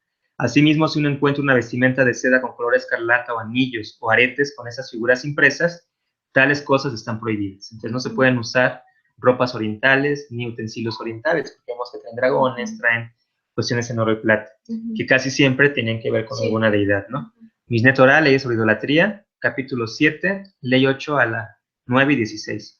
Ídolos y artículos usados para su servicio provocan que otros objetos con los que están entremezclados sean prohibidos, aun si los artículos idolátricos no son más que una porción pequeña en el total de objetos. Por ejemplo, si un ídolo está entremezclado con figuras ornamentales, aun si el ídolo no es más que uno entre cientos de figuras, todo está prohibido y debe ser arrojado al mar muerto o agua con similares características donde el metal se corroe y echará a perder.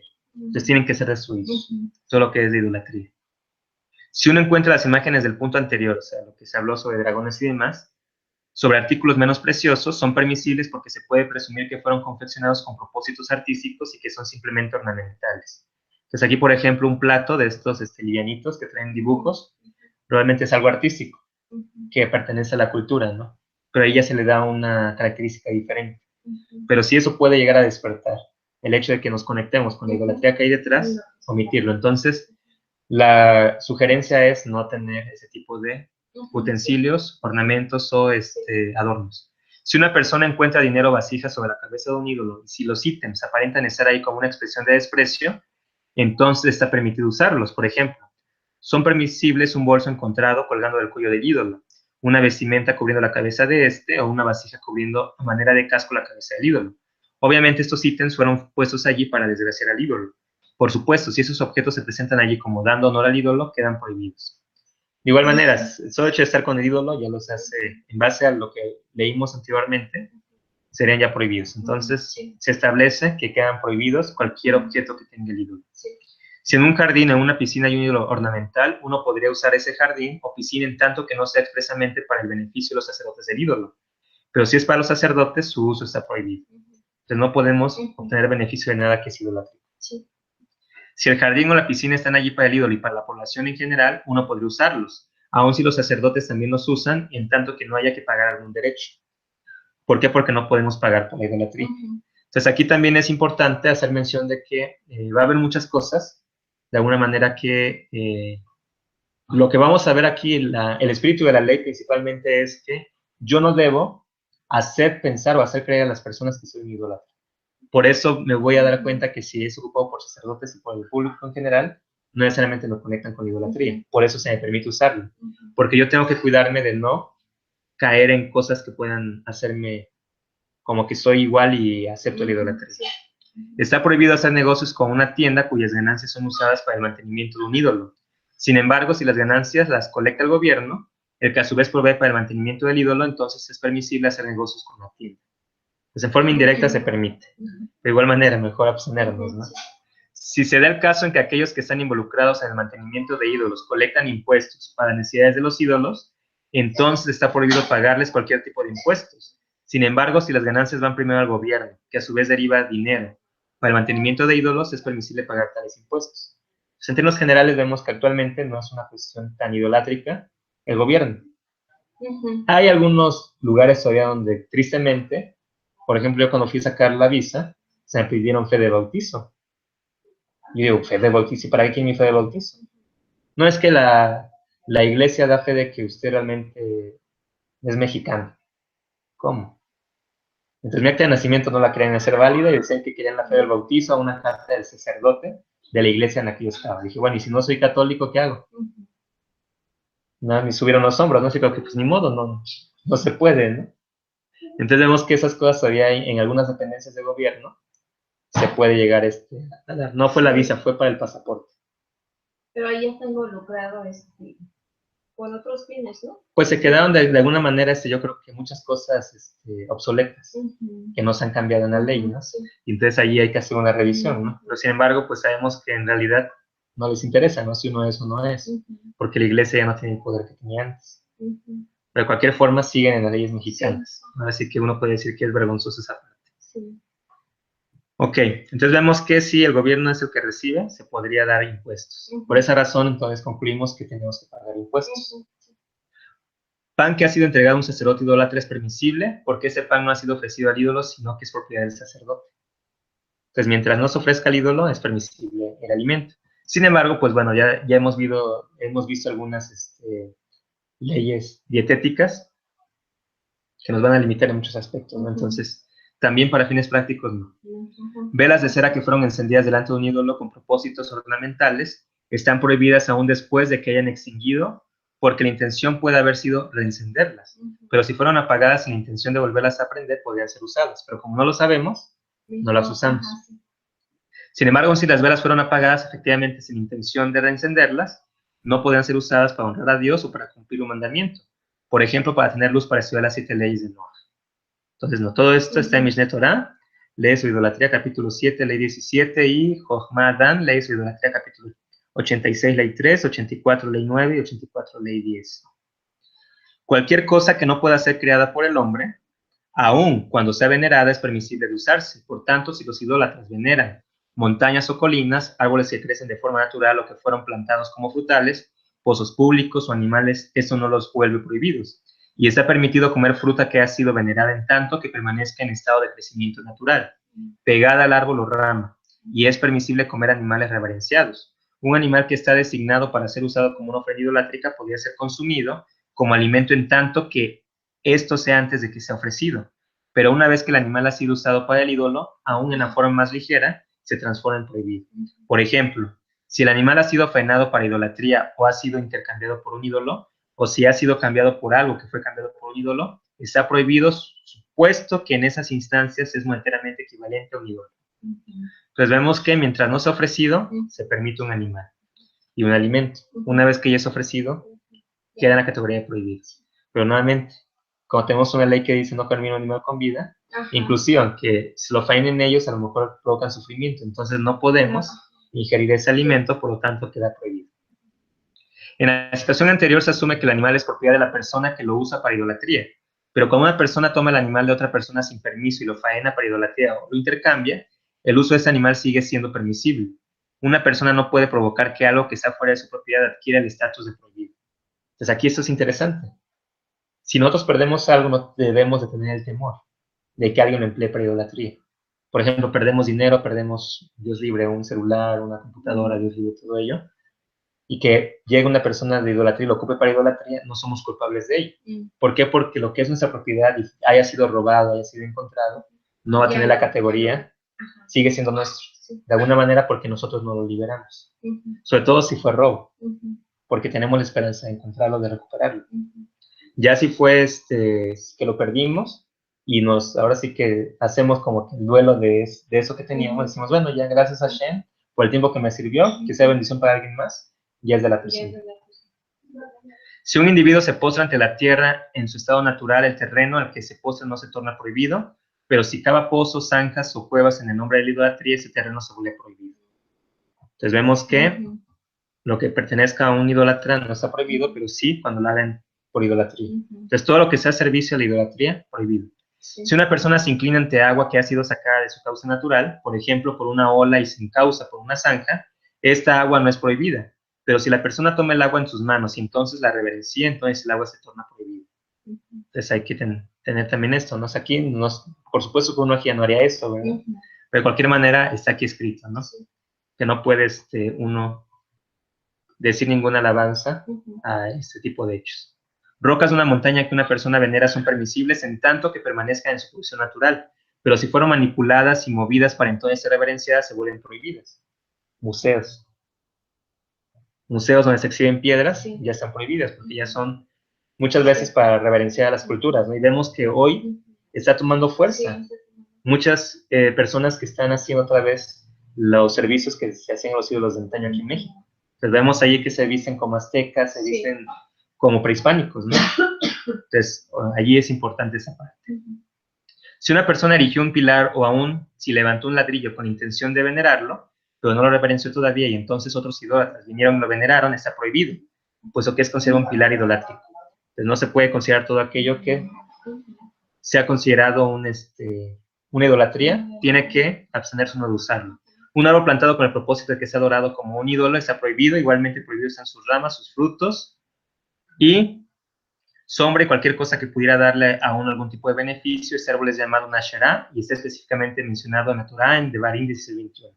Entonces es un árbol de idolatría, por lo tanto no se puede usar. Si una Asherá es derribada, aun cuando su tronco es permisible, todos los retoños, frutos, ramas y hojas que vienen del tiempo en que fue venerado están prohibidos. No se puede usar. Si idólatras miraran el fruto de un árbol y dijeran que el fruto está allí para que ellos preparen una bebida para su templo idolátrico, y si efectivamente preparan la bebida y la ingieren el día de su festival, este árbol está prohibido. Es considerado como si hubiera sido plantado para idolatría desde un principio, y esa es la razón por la que su fruto fue usado. Entonces también vemos que queda dañado un árbol que es usado en ese sentido. Si un ídolo yace debajo de un árbol, en tanto que está allí, el árbol está prohibido. Es considerado como un accesorio para la veneración del ídolo y está prohibido tomar cualquier beneficio o placer, aun su sombra, de este árbol. Si el ídolo es removido, el árbol se vuelve permisible porque el árbol en sí mismo nunca fue utilizado como un ídolo. Si una casa no ha sido hecha o servida como un ídolo, pero ha sido renovada, reenlucida y decorada con imágenes incrustadas o caladas en relieve, en el nombre de un ídolo, uno tiene que remover dichos arreglos o renovaciones, pues fueron hechos para servir a un ídolo y están por tanto prohibidas. Luego de esto es permisible usar el resto de la casa. Entonces no pueden usarse casas con adornos que tengan ídolos.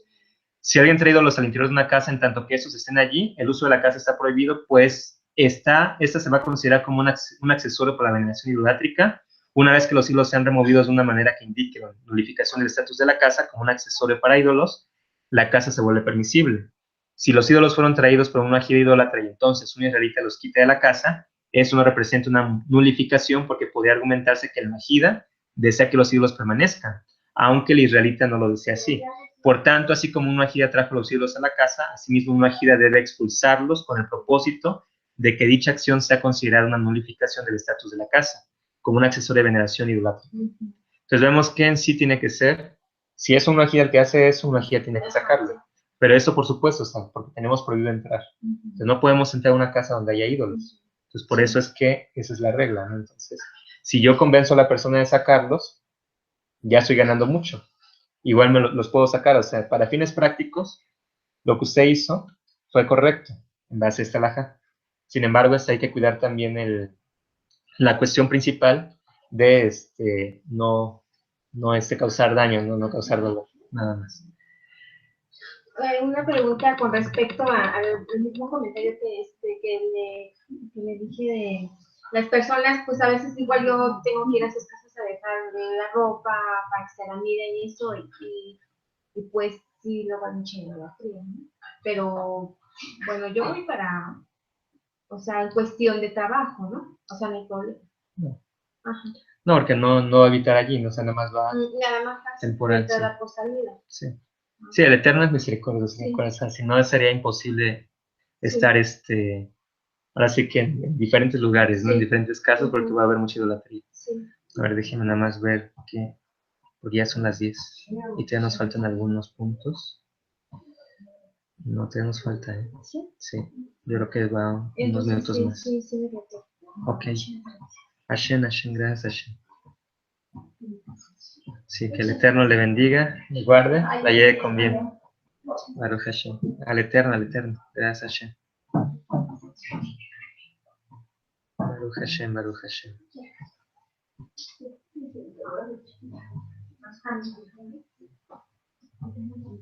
Igualmente, gracias. Todo lo mejor y bueno. Ok. Bueno, vamos a terminar. Yo creo que nos van a faltar como unos 20 minutos más. Se nos dice, está aconsejado también el que uno se aleje al menos 2.5 metros de la entrada de una casa de veneración idolátrica. No podemos pasar enfrente de una casa de idolatría. Está prohibido escuchar la música, oler fragancias y o contemplar los ornamentos de adoración idolátrica. Más aún, se tiene prohibido contemplar a un ídolo. Se prohíbe entrar a las casas de idolatría. Si uno tiene sin remedio que caminar cerca de un lugar de veneración idolátrica, debería cubrir sus ojos, ponerse tapones en los oídos y protegerse la nariz para evitar cualquier beneficio sensorial de la idolatría, aun si la persona no tiene la intención de obtener placer a partir de estas visiones, sonidos y aromas. Tiene recomendado conducirse a sí mismo en la manera descrita, pues ciertamente algún placer recibirá a través de los sentidos mencionados si no procede así, y uno tiene la obligación de ser caucioso aún en esta situación donde hay rutas alternativas. Entonces siempre hay que buscar una ruta alternativa para evitar precisamente caer en idolatría. Si un ídolo descansa sobre una piedra, está prohibido usar la piedra en tanto que el ídolo esté allí. Cuando se ha removido el uso de la piedra es permisible. Pues no se puede usar nada que sea usado por un ídolo. Si la casa de uno tiene una pared común con una casa de veneración idolátrica y si la casa cae, no debería reconstruirse como antes, sino por el contrario, edificarla completamente al interior de la propiedad de uno de manera que no comparta ningún muro con el templo. El espacio que queda entre el templo y la casa debería ser rellenado con espinas o fertilizante, con el propósito de que el templo no se extienda invadiendo el terreno que le corresponde a la casa. Si se tiene una pared en común con un templo idolátrico, debería medirse el grosor del muro. La mitad que queda hacia el lado del templo le pertenece y, por tanto, el uso de cualquier piedra o madera o material contenido en aquella mitad está prohibido. Entonces, ok, esto es importante porque si llegase a darse el caso, pues no podemos hacer uso de una pared en base al grosor del muro. Solamente la parte que nos correspondería. La manera apropiada de destruir un ídolo y a todos los artículos que debido a él están prohibidos es triturarlos hasta hacerlos polvo y esparcirlos al viento. También se podría quemar para entonces arrojar los restos a agua como la del mar muerto para que se corroan y se echen a perder. Entonces se quema la idolatría, se tritura para que no pueda servir a nadie más. Una figura idolátrica es nulificada al lastimar la punta de la nariz, o la punta de los oídos, o la punta de los dedos, o al martillar una porción de la cara, aun cuando no se pierda ningún material, o vendiendo la figura a un judío que funde metal. Todas estas formas constituyen nulificación. Una vez nulificada la figura, puede ser tenida en propiedad y por tanto su uso también es permitido. Todo eso está en Mishneh Torah, ley sobre idolatría, capítulo 8, ley 5, ley 6, ley 10 y ley 8. Entonces, bueno, hasta aquí, pues todo ha sido claro, no hemos tenido que hablar mucho al respecto. Si un ídolo o cualquiera de sus accesorios es nulificado, su uso se vuelve permisible, pero cualquier cosa que haya sido ofrecida a un ídolo permanece prohibida para siempre y ninguna nulificación es de ayuda. La nulificación debe necesariamente ser llevada a cabo por aquel que venera al ídolo. Si alguien que no venera al ídolo lleva adelante el proceso de nulificación, el acto no constituye nulificación de alguna manera. Entonces, si hay idolatría, tiene que ser destruida por la misma persona, porque de esta manera la persona está rechazando la idolatría. Un ídolo adorado por un número de judíos nunca puede ser nulificado, aun si la propiedad del ídolo fuera compartida entre un majida y un judío. Está prohibido para siempre y debe ser destruido de manera similar si el ídolo de un majida cae en manos de un judío y entonces el majida lo trata de nulificar. Ese proceso no es de ayuda alguna. Está prohibido para siempre. ¿Sí? Entonces podamos saber que si un Yehudí adora un ídolo, no puede haber ninguna forma de anular. Solamente el ídolo que adora un Nuajida sería el que se puede nulificar. Un israelita no puede nulificar el ídolo de un Nuajida ni siquiera cuando el ídolo está en el dominio del Nuajida, quien da permiso al judío para nulificarlo. Solamente un Nuajida puede nulificar su propio ídolo. Ni un menor de edad ni un tonto puede nulificar un ídolo. La nulificación de un ídolo automáticamente nulifica sus accesorios, pero si solo los accesorios fueran nulificados, aun cuando el uso de estos se vuelve permisible, el ídolo en sí mismo permanece prohibido. Vasijas que un sacerdote idólatra sostiene en sus manos, así como copas, incensarios y o flautas o instrumentos musicales, son consideradas accesorios y requieren nulificación. Entonces, todo lo que se emplee para idolatría requiere ser nulificado. Si la figura idolátrica es entregada como prenda, o si es vendida a un ajida o a un israelita quien no la funde, o si cae sobre una pila de basura y no es limpiada, o si fue robada y los artículos no fueron reclamados, o si uno escupe o orina enfrente de él, o si uno la arrastra por tierra, o si uno la arroja al excremento, es todavía prohibida, puesto que ninguna de esas acciones constituye nulificación. Entonces, no es solamente el desprecio de la figura, sino que se tiene que nulificar como tal. Decir con palabras que uno rechaza ello. Si los feligreses abandonan un ídolo en un tiempo de paz, es permisible su uso, como un cascanueces, por ejemplo, porque es considerado nulificado, puesto que los veneradores no lo llevan consigo. Es muestra de que no le dan ya valor alguno. Pero si es tiempo de guerra, está prohibido porque se asume que lo abandonaron solo debido a la guerra. Entonces, todas estas leyes están en Jochmat Dan, leyes sobre idolatría, capítulo 84, ley 5, Mishneh Torah, leyes sobre idolatría, capítulo 8, ley 9, Jochmat Adán, leyes sobre idolatría, capítulo 84, ley 12, Mishneh Torah, leyes sobre idolatría, capítulo 8, ley 10 y ley 11. Si un ídolo se rompe por la mitad por sí mismo o por accidente, las piezas resultantes están prohibidas hasta que sean nulificadas. Por tanto, si uno encuentra piezas de un ídolo roto, su uso está prohibido porque es posible que los idólatras no la hayan nulificado. Entonces, si por accidente una figura se rompe y no encuentra una rota, no puede concluir que ya fue nulificado. Entonces, está prohibido el uso de esa prenda. Si es metal, no se puede fundir y usar el metal. Entonces, vemos que solamente si la persona a quien le pertenece lo nulifica, va a ser nulificado. Si el ídolo fue hecho en piezas con la intención de que una persona promedio pudiera ensamblarlas, uno tiene que nulificar las piezas por separado. Si el ídolo no puede ser ensamblado, solo una de las partes necesita ser nulificada. El uso, ganancia o beneficio que potencialmente se pudiera obtener de un altar idolátrico que ha sido dañado está todavía prohibido hasta que la mayor parte de él haya sido dañado por los idólatras. Pues vemos que solamente si el idólatra daña su propio templo, es que lo nulifica, por lo tanto deja de ser un lugar de idolatría.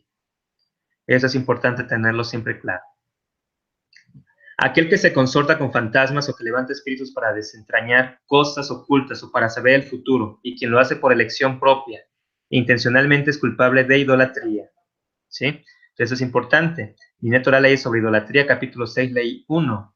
Si una persona se pone en pie y enciende incienso y ondea una rama de mirta en su mano y susurra palabras para convocar un ser, y entonces escucha que el ser convocado le habla, y si el ser responde lo que se le pregunta en palabras que están por debajo de la tierra con una voz muy profunda, que no es reconocida por el oído pero sentida en los pensamientos, y si el que lleva a cabo esa práctica toma el cráneo de un muerto y le ofrece incienso y usa artes de adivinación con susurros y varios otros rituales, hacia el cráneo hasta que escucha la voz baja saliendo de su axila, todos estos actos caen bajo la categoría de convocar espíritus, y el que las practique ha de recibir la pena capital por hacer tal acción. Entonces vemos que también está prohibido el convocar a muertos y espíritus, como mencionamos hace un rato. Si un individuo pone el hueso de una ave u otra criatura en su boca y ofrece incienso y lleva a cabo otros rituales hasta que cae al piso, como si sufriera un ataque de epilepsia, y si habla mientras está en trance, cosas que sucederán en el futuro, esa es una forma de idolatría y le corresponde la pena capital. También está prohibido. Es materia de disputa si un ajida tiene prohibido llevar a cabo actos de brujería o hechicería. Si la ley final va de acuerdo con aquellos que la prohíben, el hechicero o la bruja es culpable y ha de recibir la pena capital vía el apedreo. Tales acciones generan fuerzas espirituales malignas que afectan a quien las practica y entonces dañan su alma. Con respecto a aquellos que proclaman que en la realidad de hoy en día no hay tal cosa como hechicería, y son los mismos que dicen que hoy en día no hay idolatría, estas personas son ignorantes e ingenuas. La hechicería, así como la veneración idolátrica, existen en toda la extensión de la palabra. Ritos del vudú y células satánicas están floreciendo hoy en día en Inglaterra, Estados Unidos, Japón y alrededor del mundo, tanto como aconteció en el Antiguo Egipto. Podemos incluso ser testigos de una fuerza popular en la música contemporánea, ciertos grupos de rock and roll que se han declarado a sí mismos representantes y discípulos del Satán. Adolescentes y adultos por decenas de millones se han enamorado ingenuamente de esos grupos y de sus filosofías que propenden la perversión sexual y a menudo la crueldad física. En efecto, los fanáticos de esos grupos de rock son discípulos de fuerzas satánicas. Aún a pesar de que tales poderes oscuros no pueden hacer maldad, nada hay en ellos que pueda hacer bien. Yirmiyahu 10:5. Uno está bien advertido respecto a evitarlos. La protección en contra de estos ritos negativos y sus resultados es recordar que lo malo, así como lo bueno, viene exclusivamente de Dios, el amo de todas las fuerzas, y él pone por delante lo malo con el propósito de otorgarle libre albedrío al hombre, así que puede ganar recompensa o castigo. Y también una disputa respecto hacia la adivinación. El acto de interpretar señales es permisible. Algunas autoridades sostienen que es prohibido e idolátrico, mientras otros contienden que es permisible y aún meritorio, aproximándose al nivel de profecía e indicando que sabios grandes y santos se involucraron en tales prácticas. Todo eso está en Mishneh Torah, ley sobre idolatría, capítulo 6, ley 2, Talmud de Babilonia, Sanedrín 56b, comentario del Meiri, Mishneh Torah, ley sobre idolatría, capítulo 11, ley 4. Y además vamos a ver también que, como una adición, está el comentario de Rabat sobre la ley en la Mishneh Torah. Y Kitzur Shulchan Aruch, capítulo 166, ley 2. ¿Cómo se involucra uno en adivinación? Por ejemplo, uno podría decir, puesto que mi pan cayó de mi boca o mi bastón cayó de mi mano, no iré hoy a cierto lugar. O puesto que un zorro pasó por mi lado derecho, no saldré de mi casa hoy. Porque si lo hago un individuo furtivo me encontrará y me embaucará. Por ejemplo, vemos que hay muchos, eso está en Mishneh Torah, ley sobre idolatría, capítulo 11, ley 4. Ver un gato negro, ¿no? Se va a conectar con malas cosas que pueden pasar. El ver que una araña viene con su telita, se dice que van a venir visitas. Esos son actos de adivinación que dicen los sabios no pueden realizarse. Entonces están prohibidos. De forma similar respecto a aquellos que escuchan cantar un pájaro y dicen, sucederá de esta y no de tal forma. O será bueno proceder de esta manera y será malo de esta otra. Están involucrados en adivinación. Por ejemplo, esa frase que dejó de moda Pedro Infante y María Félix, que dice que cuando el tecolote canta, el indio muere. Entonces, ese tipo es un tipo de adivinación, según un ejemplo, no es permisible. También si una persona se propone o establece condiciones diciendo, si tal y tal cosa me suceden, yo haré tal y tal cosa, pero si no me acontecen, no lo haré. Está llevando a cabo un acto de adivinación. Entonces también está prohibido, en cierta manera, vamos a decir que sostener el hecho de condicionar. Al respecto, el Morello de Ripko dice, como ejemplos de lo que no debe hacerse, pues implica adivinación, si el primero que veo pasar es un calvo, entonces hago el negocio. O si las palomas vuelan hacia allá, no me caso. Si escucho que un gorrión gorjea pío pío, será un mal día.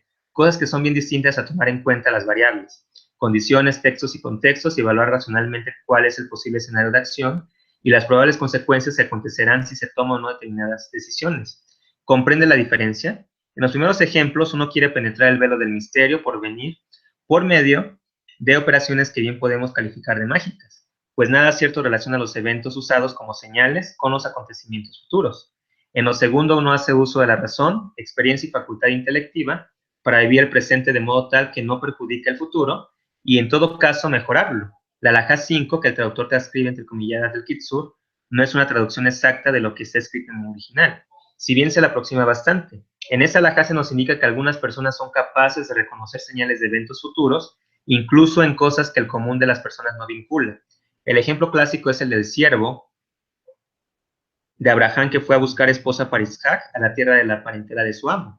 Allí el siervo propone al siervo una señal. La mujer que le dé a beber y a sus animales, esa será la escogida para desposar al segundo patriarca. Y así efectivamente ocurrió. A simple vista se diría que el siervo usó una especie de prueba adivinatoria, emparentada con la magia. Sin embargo, si somos un poco más profundos y exquisitos en nuestro estudio, descubriremos que en realidad la señal pedida por el siervo nada tenía de mágica, sino que era una señal que sirviera para demostrar lo que la mujer tenía efectivamente en su corazón y qué tan generosa era. Ese tipo de señal es el que está en discusión en la citada alajá, pues no siempre está claro si se está haciendo uso de la fe en la magia o uso de la razón. Entonces, con esta explicación queda claro a lo que se refiere los sabios. También vamos a ver que, en cierta manera, lleva adelante, aquí, ¿por qué citar al Morello de Arritco? Pues bueno, sabemos que él fue uno de los precursores del movimiento Nuajida, él es de Uruguay, y ayuda a muchas personas a retornar a la verdad de Baruch. Entonces es una referencia a seguir, sobre todo cuando hay muchas dudas. Todo lo que se asemeja a lo anterior es adivinación, pero aún de acuerdo con la opinión que considera prohibida la adivinación, no es castigable a través de las cortes. Entonces no hay un castigo por parte de las cortes, pero sí va a ser en manos del cielo. Sin embargo, ciertas interpretaciones de señales son consideradas permisibles por todos. No es incorrecto decir, esta casa que construí ha sido un símbolo de buena suerte desde el momento en que la construí.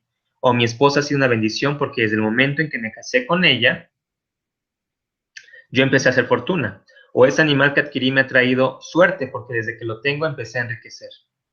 Asimismo, si alguien pregunta a un muchacho, ¿qué verso aprendiste? Y el chico le dice algo que indica una bendición y la persona se contenta y dice, ¿esta es una buena señal? No procede mal. La diferencia de opinión se manifiesta únicamente cuando la persona determina futuras acciones a través de la interpretación de señales. Una persona que simplemente reconoce una señal por algo que ya ocurrió no está practicando adivinación. Hay otra opinión que permite la interpretación de una señal para determinar futuras acciones y la señal específica ha probado su éxito 3 veces en el pasado. Por ejemplo, un caso sería cuando se veía el cometa Halley. Ahora sí que las civilizaciones antiguas, cuando lo veían, lo conectaban con problemas, catástrofes. Y de alguna manera eso sucedía, ¿no? Entonces eso podría ser una adivinación. Entonces cada vez que aparecía un cometa, iba a pasar una catástrofe. Sin embargo, pues vemos que, bendito Dios, ha pasado muchas veces el cometa Halley y no siempre se ha probado eso. Por lo tanto, vemos que eso era un pensamiento mágico y hoy sabemos que el cometa Halley pues tiene un ciclo que va a variar, ahora sí que en unas decenas de años, de manera que cada cierta cantidad de años lo vamos a ver acercarse a la Tierra. De esa misma manera, pues muchas otras cosas que la ciencia ha demostrado ya quedó fuera de un pensamiento mágico y perdió esa categoría, por así decirlo, de una buena señal, que era simplemente un conocimiento de decir, es que si pasa esto, va a ocurrir esto. Ahí es adivinación. Entonces eso es lo que es prohibido y yo creo que sí queda claro lo que nos dice el Moré. ¿Qué es magia? Es involucrarse en ejercicios o prácticas que a uno lo llevan a un estado de euforia o que irrumpen el proceso normal de razonamiento, con el propósito de proclamar eventos futuros. Uno podría decir, así y así sucederán o no en el futuro, o podría decir, es recomendable ser cuidadoso con tal y tal cosa. Hay de aquellos involucrados en magia, que usan una piedra o arena, y hay de los que se encorvan hacia la tierra y se pasean de lado a lado y emiten chillidos. Hay de aquellos que miran a través de aparejos o bolas de cristal y entonces predicen el futuro a alguien que busca dicho conocimiento. Hay de aquellos que levantan un bastón con sus manos y se reclinan sobre él y lo golpean hasta que crecen sus procesos mentales de manera que son capaces de hablar sobre el futuro. Hay muchas ciudades donde abundan hoy en día practicantes de estos ritos, que incluyen quiromancia, cartas de tarot, frenología y muchas otras prácticas similares. Muchos practicantes han establecido negocios y anuncian sus servicios libremente. Valerse uno mismo de tales prácticas es un acto de fe en poderes por fuera de Dios. La mínima ganancia que podría venirle a uno al acudir donde tales practicantes será ciertamente contrarrestada con creces por la separación de uno respecto a Dios debido al involucramiento con estas influencias negativas. No podemos hacer uso de adivinación de ningún tipo, no podemos permitir que nos lean las cartas, que hagan actos de adivinación de ninguna serie. Entonces, bueno, habrá excepciones, porque por allí también hay algunos jajamín muy elevados que explican al respecto, pero mientras no se tenga el conocimiento y no se dé un jajam, se prohíbe cualquier tipo de estas actividades. Porque en cierta manera, pues sabemos que Abraham conocía de la astrología y también él hacía de alguna forma ciertas adivinaciones, pero Hashem le hizo ver que cuando una persona cree en él, está por fuera del destino. Entonces eso es lo que tenemos que tener nosotros en mente. Que si creemos en el Eterno, somos, al igual que el pueblo de Israel, eternos. Y ninguna cosa que esté destinada puede ocurrirnos. Más aún quienes usan la ilusión para cautivar a los espectadores, mostrándoles cosas que no corresponden al orden natural y hacen ver, en este caso los magos, ante los espectadores que el ilusionismo fue un acto milagroso, entran en esa categoría y tales acciones están prohibidas puesto que llevan a prácticas idolátricas. Entonces, el ver la magia también de ciertas personas está prohibido. Todo esto está en Mishneh Torah, ley sobre idolatría, capítulo 11, ley 5. Además también Mishneh Torah, capítulo 11, ley 6. Y vamos a ver que cuando se habla de frenología, se habla de una doctrina psicológica según la cual las facultades psíquicas están localizadas en zonas precisas del cerebro y en correspondencia con relieves del cráneo. El examen de esto permitiría reconocer el carácter y aptitudes de la persona. Entonces eso también se considera adivinación. Luego también, pues bueno, allí cuando se habla de ciertas acciones que causan ilusión, pues serían los ilusionistas. Estaría también prohibido estar con ellos y seguir sus prácticas. Está prohibido practicar magia o consultar a alguien que practica magia, pero ninguna de estas dos cosas ha de ser castigada por las cortes. Uno tiene que recordar que en todas las instancias de transgresión que están por fuera del ámbito de las cortes, el transgresor es castigado desde los cielos. Está prohibido ser un observador astrológico de los tiempos. ¿Qué es un observador de tiempos? Es aquel que atribuye certeza a indicaciones que de acuerdo a la astrología dicen que tal día es bueno y tal día malo, que tal día es propicio para hacer tal cosa y que tal día no debería hacerse tal cosa, o que tal año o mes es malo para tal o cual cosa. Pronósticos o previsiones de índole astrológica están en una categoría diferente de la que le corresponde al uso de la astrología para entender las características de una persona y tendencias naturales. Lo último es una práctica permisible. O sea, la astrología no puede emplearse para leer el futuro o para tratar de adivinar qué es lo que me va a esperar el día de mañana. La astrología se puede usar para saber, como lo hemos explicado, cuáles son las tendencias. Al saber qué planeta estaba rigiendo cuando yo nací, eso me va a indicar cuál es mi tendencia, cuál es mi naturaleza. Eso sí, pero lo tiene que hacer un jajam. No lo vamos a hacer con ningún otro persona. Exacto. Eso no, con un jajam se puede y va a ser bajo ese contexto. La observancia de los tiempos está prohibida aún si el observante no lleva a cabo ninguna acción, sino que simplemente comunica mentiras a personas crédulas y las convence de que tales son palabras de verdad y que contienen sabiduría. Todos quienes se conducen a sí mismos o a sus actividades conforme a pronósticos astrológicos, por ejemplo, viajando solo en fechas determinadas por los astrólogos, transgrede la ley, pero las cortes no lo castigan por ello. Entonces, esos van a recibir castigos en manos del cielo. Todo esto está en Mishneh Torah, desde la ley 7 hasta la 10. ¿Qué es un encantador? Es quien habla palabras que no son de la lengua de las personas y que no tienen esencia ni sentido. Ninguno de los sonidos vulgares o palabras o nombres mencionados por el encantador contienen poder alguno como para causar daño, ni tampoco beneficio. Pero gente crédula acepta tales cosas al punto que creerán al encantador cuando dice, si dices tal y tal cosa, a una serpiente venenosa no te podrá hacer daño. O si una persona le ha dicho a alguien tal y tal cosa, este alguien está protegido contra el mal. Entonces no puede existir ese tipo de encantamientos. No hay palabras como ahí el haba, quién sabe qué, ¿no? Que se emplean mucho de la brujería. Entonces ese tipo de palabras, por ejemplo en las películas de Harry Potter, que hay muchas palabras de ellas, están prohibidas, porque son palabras que encantan. Entonces eso también, quien sigue esto, quien hace esto, estaría en categoría de idolatría. El encantador podría sostener una llave o una piedra o cualquier objeto mientras dice cosas sin sentido. Cualquier cosa como esto está en la categoría de tratar con encantamientos. Si una persona se sujeta al encantador, es como el encantador en sí, un transgresor, pero a ninguno le ha de venir castigo por parte de las cortes. Por lo tanto, es castigo en manos del cielo. Si una persona fue mordida por una serpiente venenosa o fue picada por un escorpión, tiene permitido susurrar cualquier tipo de encanto o sortilegio en el lugar de la herida si piensa que será de ayuda. Eso se aplica solo a la persona que está en peligro de muerte. Solamente puede hacerse si hay peligro de muerte y si de alguna manera eso pudiese ayudar. O sea, no es que vaya a ocurrir algo, pero a lo mejor eso mantiene ocupada a la persona, puede generar ciertas sustancias, sobre todo si se despierta la voluntad del creador, ¿verdad? Porque sabemos que el creador es el que va a permitir que eso suceda o no. Entonces se aplica solamente si la persona está en peligro de muerte, puede deshogar su mente y ganar en valor para pelear por su vida. Y aun cuando ciertamente lo que diga no será para nada de ayuda, puesto que está en peligro, tiene permitido proceder de esa manera para evitar caer en pánico. Es simplemente como una ayuda psicológica. Aquel que susurra sortilegios sobre la herida de otra persona o lee versos de la Torah sobre alguien que está enfermo o moribundo, o asimismo, quien lee versos a un chico para evitar que el muchacho entre en pánico, es peor que quienes están en la categoría de adivinos o encantadores, porque al usar las Santas Escrituras de esta manera para curar el cuerpo, niega la verdad de la Torah, que viene como una cura para el alma. Pero si alguien lee partes apropiadas de la Torah o lee salmos pensando que el mérito de tal lectura debería protegerlo y salvarlo de peligros y daños, es permisible. Por eso es de que siempre decimos que hay que hacer un rezo antes de leer Teilín, que por el mérito de esos Teilín ya pedimos por la persona.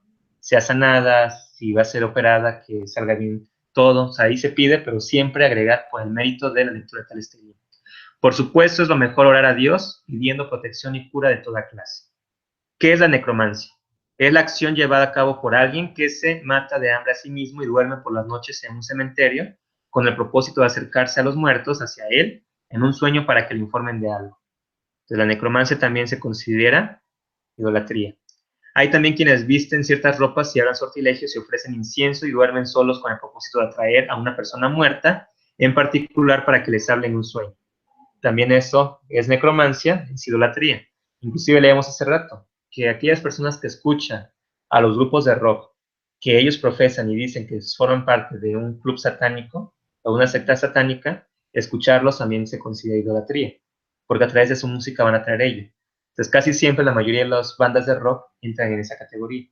Entonces, por eso vemos que gran parte de los jóvenes que escuchan ese tipo de música tienen que ser rebeldes.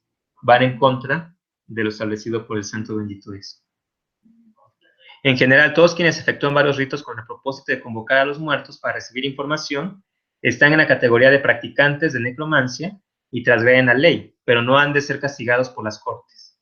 Está prohibido consultar a alguien que convoca espíritus o fantasmas, porque esos practicantes son culpables de pena capital. Aquel que consulta con esos practicantes, pero no efectúa los rituales, transgrede, pero no será condenado por las cortes. Entonces, todo esto es Mishneh Torah, ley sobre idolatría, capítulo 11, de la ley 11 a la 14. Aquel que no practica realmente hechicería, sino que simplemente usa juego de manos u otras ilusiones para engañar a espectadores, transgrede la ley, pero no es castigado por las cortes. Sin embargo, es un asunto serio cuando tales ilusiones llegan al punto de ser hechicero real. Por ejemplo, cuando se dice que pasa el huevo y eso, y lo que no vas a hacer pura maroma y teatro, no es real. Pero sin embargo, el hecho de hacerlo ya es una transgresión también. No se puede hacer aunque sea un hereje de mentiritas o un hechicero de mentiritas, Dios libre. Se usan muchas personas el huevo, ¿no? Pero definitivamente la hechicería no es una ilusión. Si así fuera, ¿por qué le corresponde la pena capital? La hechicería es un receptáculo para las impurezas que ocultan la santidad y la desvían de su verdadero propósito. Entonces vemos que la hechicería va a alejar a la persona del Olam Abba. Los actos mencionados son de fraude y son cosas falsas, y a través de ellos el idólatra engaña a la gente del mundo con el propósito de ganar admiradores. Sin excepción, los numerosos cultos, pseudoreligiones, falsos mesías y semidioses que prevalecen en el mundo actual emplean prácticas idolátricas para alcanzar algún poder espiritual. Como los falsos profetas, todos ellos usan amenazas espirituales, concomitantes con sus promesas de salvación, quienes se refugian en esos engañadores y encuentran alguna bondad en ellos. Sean advertidos, lo malo rara vez se anuncia a sí mismo como malo. De otra manera, casi todos, exceptuando muy pocos, lo evitarían. Lo malo casi siempre se anuncia como bueno y benéfico y siempre mezcla la verdad y la bondad con sus mentiras destructivas. Allí radica su poder. Pues aquí finalmente termina el estudio llamando sobre todas las religiones y filosofías. Muchas cosas bonitas, muchas promesas y demás, pero son palabras falsas que llevan a la persona a desconectarlo de su potencial y su verdadera finalidad. Pero todos quienes son sabios y poseen el verdadero conocimiento están al tanto sobre la vacuidad evidente de tales prácticas idolátricas. Son vanas y vacías, no tienen valor positivo alguno. Aquellos que son conducidos a tales cosas carecen de entendimiento y se alejan del camino de la verdad. Debido a esto, la Torah instruye a todos en el concerniente a estas absurdas vanidades. Sea todo su corazón para con el Señor tu Dios, Devarim 18:13. Esto es que las personas deberían poner su confianza en Dios y reconocer que todo lo que viene a ellos viene de Baruch Hashem. Mishneh Torah, ley sobre idolatría, capítulo 11, ley 15 y ley 16. Y un comentario de Rashbam, Rabbi Shemuel Ben Meir, referente a Devarim 18:13. Entonces concluimos con lo que habíamos empezado. Moshe Rabenu nos enseña que además de él no existe nada. Meditar en Moshe Rabenu precisamente nos enseña que a pesar de que veamos tantas cosas, además de él no existe nadie. Ese es el deseo para cada uno de ustedes que están del otro lado, los que estén viendo ahorita, los que vean después, que el Santo Bendito es otorgue ese espíritu de verdad a cada uno de nosotros, que tengamos esa confianza, ese bitajón íntegro, como lo tuvo Moshe Rabenu, que a pesar de ver todo lo que vio y pasar todo lo que pasó, siempre confió en el Eterno. Y peleó en contra de toda herejía, de toda hechicería, y eso es precisamente lo que recordamos. Entonces, bienvenido, querido Moshe Rabenu. Gracias por estas enseñanzas tan grandes que nos entregas y permite que podamos tener el regalo inmerecido también de llegar a ser como tú en ese sentido, de no cometer ya más idolatría. Ayúdanos, danos todas las herramientas necesarias. Baruch Hashem.